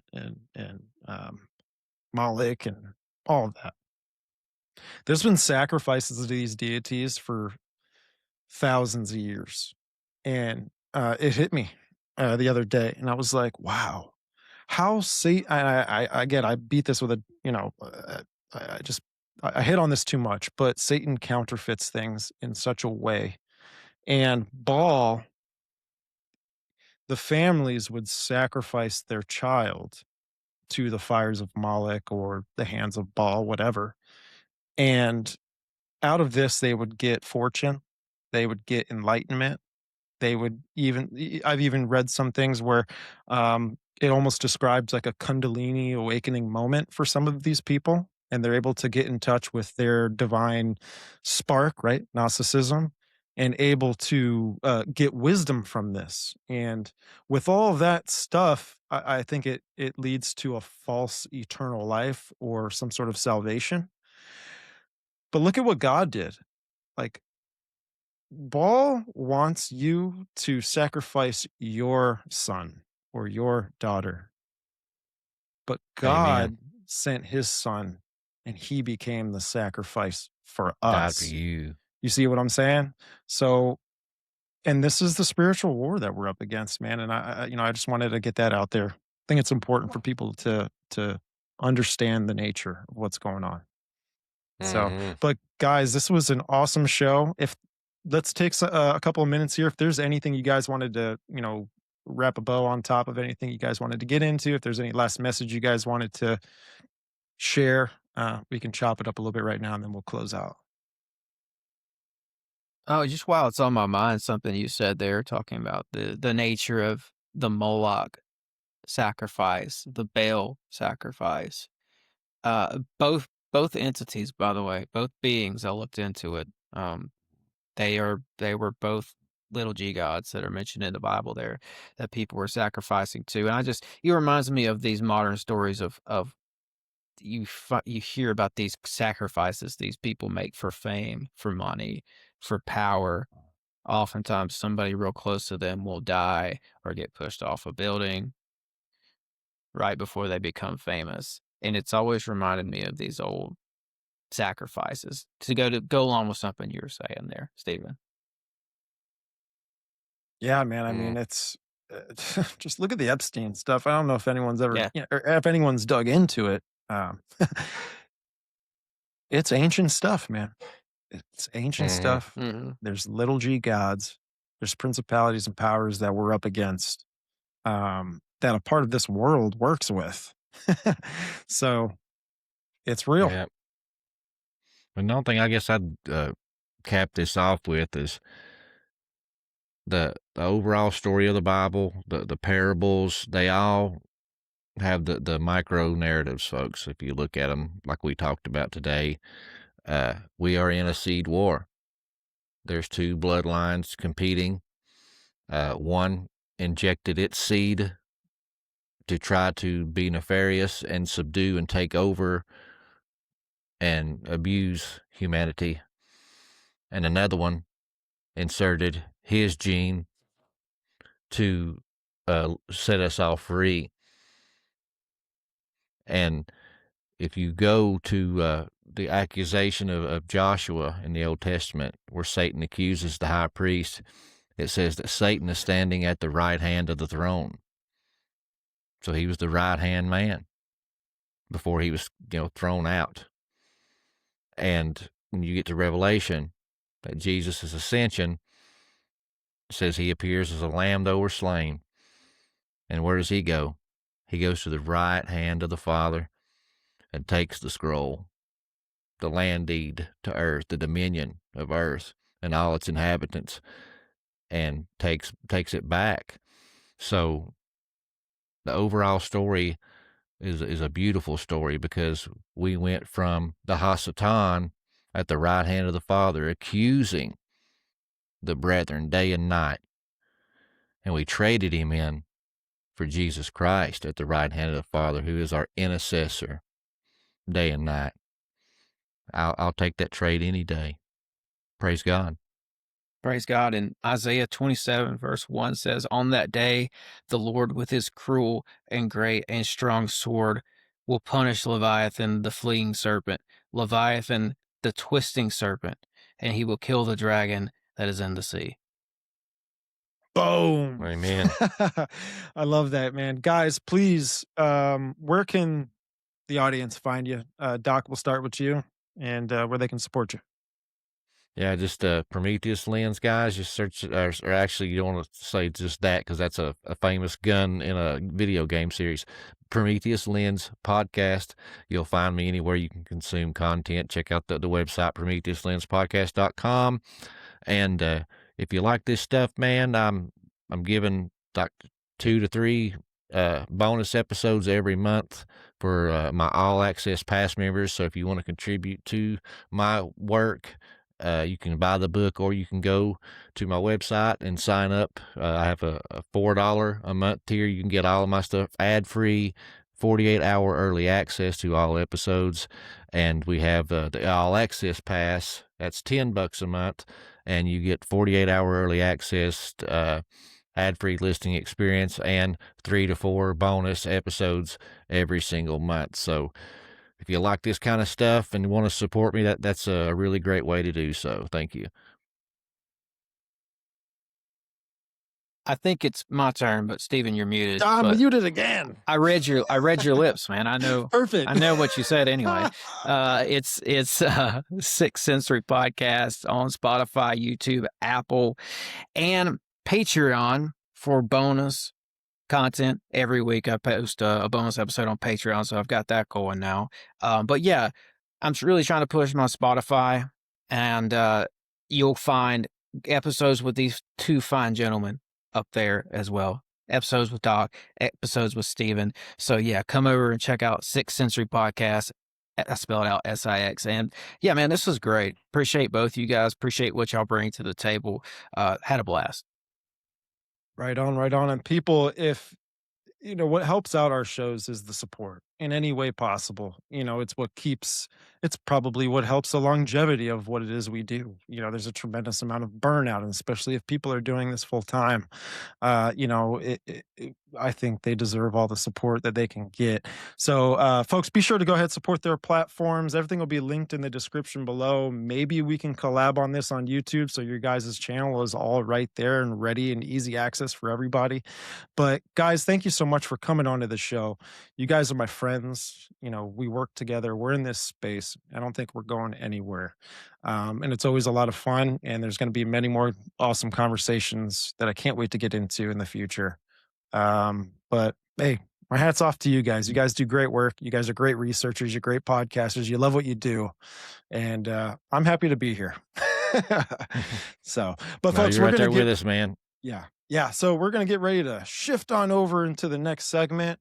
But gentlemen, thank you again, and I will see you next time. A biblical hitman breakdown. Oh man, I love having those guys on the show. It was awesome to have them on the show together, and like y'all could see in the episode, they bring you know, receipts. They bring good arguments, and also, you know, I back some of these things because I think there's validity to a lot of this stuff. But shout out to Tim, Sixth Sensory Podcast, and Doc Brown, Prometheus Lens Podcast.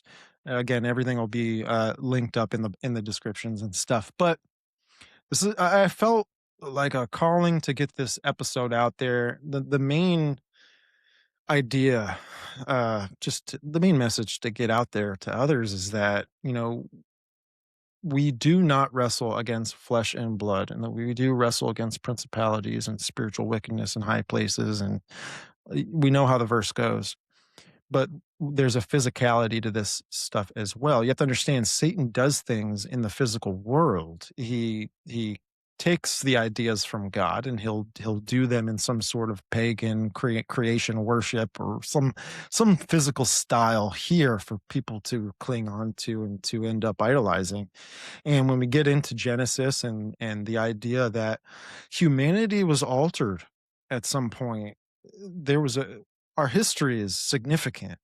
Like when we get into Noah, he's perfect in his generations. We get into theorizing and speculating on what the world was like in the antediluvian period, which I think it was completely evil.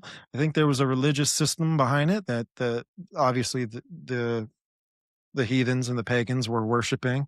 And I think there was a kingdom. You know, Cain goes out to the east, right? He's cursed to be a cast out. He's cursed to be a castaway.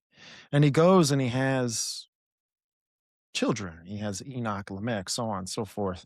And a lot of these children, they're known biblically for their expertise, what they were perfectionists in. And, you know, a lot of it can resort back to this idea of the seven sciences, and did this spurious branch of things come from Cain, which yes, it did. And you can see why God explains things. You could see why God gets into things like in especially Exodus or Deuteronomy, Leviticus, and stuff like this, where God has put rules. Like, it's a good thing. I have a kid. I'm a dad. I give my kid rules. I understand rules. Rules are meant to keep us out of trouble. And I think there is so much to Genesis 6. I think there's so much to Genesis chapter 3. I think it reflects all the way into the future of what's going to take place in Revelation. There are bloodlines and elite families and patriarchs and, I mean, just royalty that controls the world. A lot of it's through finance, right? Money kind of makes the world go round. And you can see when just some of the secret societies we brought up, or some of the bloodlines we brought up, trace them, track them, look into them, and try to pick apart the information yourself. Number one, you can hang out with us and listen to what we have to say. I really encourage people to go out and do the research themselves. But just how this country was formed. We're coming from, an establishment that was in Europe. Now we got to dig into the history of Europe. Well, who were those bloodlines connected to, and those families, and who did they intermingle with or marry into? Again, one thing that I think Satan's really good at is is covering his tracks, or putting up a facade where people see one thing, but really it's made out of something else. And that's the biggest thing about deception is the thing about deception is that you cannot it's like you don't know it's false, or you think it's true. Your awareness is not picking something up. That's the biggest thing with deception. And I think a big thing with these bloodlines is the mystery schools. I think the mystery schools are hooked to these bloodlines. And I think that they've protected the mystery schools. I think they've probably compartmentalized it over the years. And it's really about, hidden information, hidden knowledge. Let's just go back to the Bible, right? Let's just go back to what the serpent was deceiving Eve with. And I think there's a lot of things that stack on top of each other with Genesis and the serpent and the garden and the fruit and so on and so forth. If Genesis 6 is our perception of Genesis 6 is that fallen angels came to earth, mated with human women to try and alter and destroy the bloodline of Seth, the bloodline that Christ was to come into. Satan's trying. If you have, hold on, let me just kind of wrap this back up. I got so many thoughts going off right now. Genesis 6, fallen angels did what they did. Why can't something happen of that nature happen in Genesis 6? If again, like I made that comparison where this could fit into the pantheon and the pagan structure of their gods. There's these parenting gods, right, that are superior to like these other gods, and I think that's what we see. I think we can see that way of worship, that pagan false trinity, could have been taken from what the devil was trying to do in Genesis. Part of these are part of the plans of Satan, right? If the Antichrist is to come into the world, we know that it's almost like he's the son of Satan, right? So Satan's always had this strategy. He's always been trying to not only disrupt or corrupt or destroy the bloodline that Christ is to come in, but he's trying to also like start his own to mimic and counterfeit the real Christ. So I think that the fallen angels fell into the same idea, right? The same agenda, and trying to run the world. That's what these elites want to do. They want to establish, some sort of kingdom that they'll get power, right, from their God to rule here. And I think that we can make some of these connections with just like what Doc got into with Atlantis, the fact that there is this utopia that Satan wants to build here, and I think it's to mimic the second coming of Christ. I think it's to mimic the millennial reign. I mean, how else do you have the church fall away? How else do you have apostasy? How else do you have the scripture where Jesus says, if it were even possible, this could deceive the very elect. And I'm very grateful for God pointing things out and opening my eyes to what's going on so that I can hopefully get this message out there. Maybe so, and probably a lot of people will disagree with this, but that's okay. And I want to know why, because I'm here to chop things up with this whole idea, or the whole everything the podcast was getting into. But we can't deny the fact that elites are trying to set up a utopia. When you look at the movies, like just the movie Elysium is a great movie. It's a pentagram that's in the sky, that's like this big space station that the elites go and they live in, and then all of a sudden you have the people on Earth. It's a dystopian time, and people are struggling, people are fighting to survive, people are working all day just to consume the enough nutrition that's going to get them by the rest of the day. That's what I'm talking about. There's this Atlantis that these bloodlines want to establish for themselves, have a working class that they can control, and this is like the structure that comes from this kind of Luciferian doctrine where it's just, this is how Satan wants to rule for his short period of time, right, on this earth.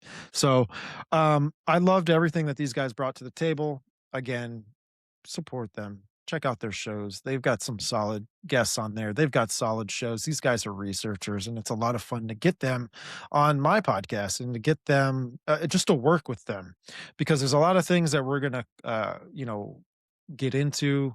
There's a lot of things we're going to speculate on, but then there's a lot of conclusions that we're going to make, and hopefully they can, be very profitable to the Word of God, and let the Word of God start being outreached to others, and that people can start to understand where we're coming from when we're talking about all this stuff. But folks, listen, if you've hung it out with us this long, know that I love you. I appreciate you. I thank you for hanging out. And if you want to support the show, just be sure to head on over to YouTube, hit that subscribe button, like the show, share it with your friends, and drop comments, please. I want to hear what you guys think about the episode. I want to hear what you guys get in, pick apart.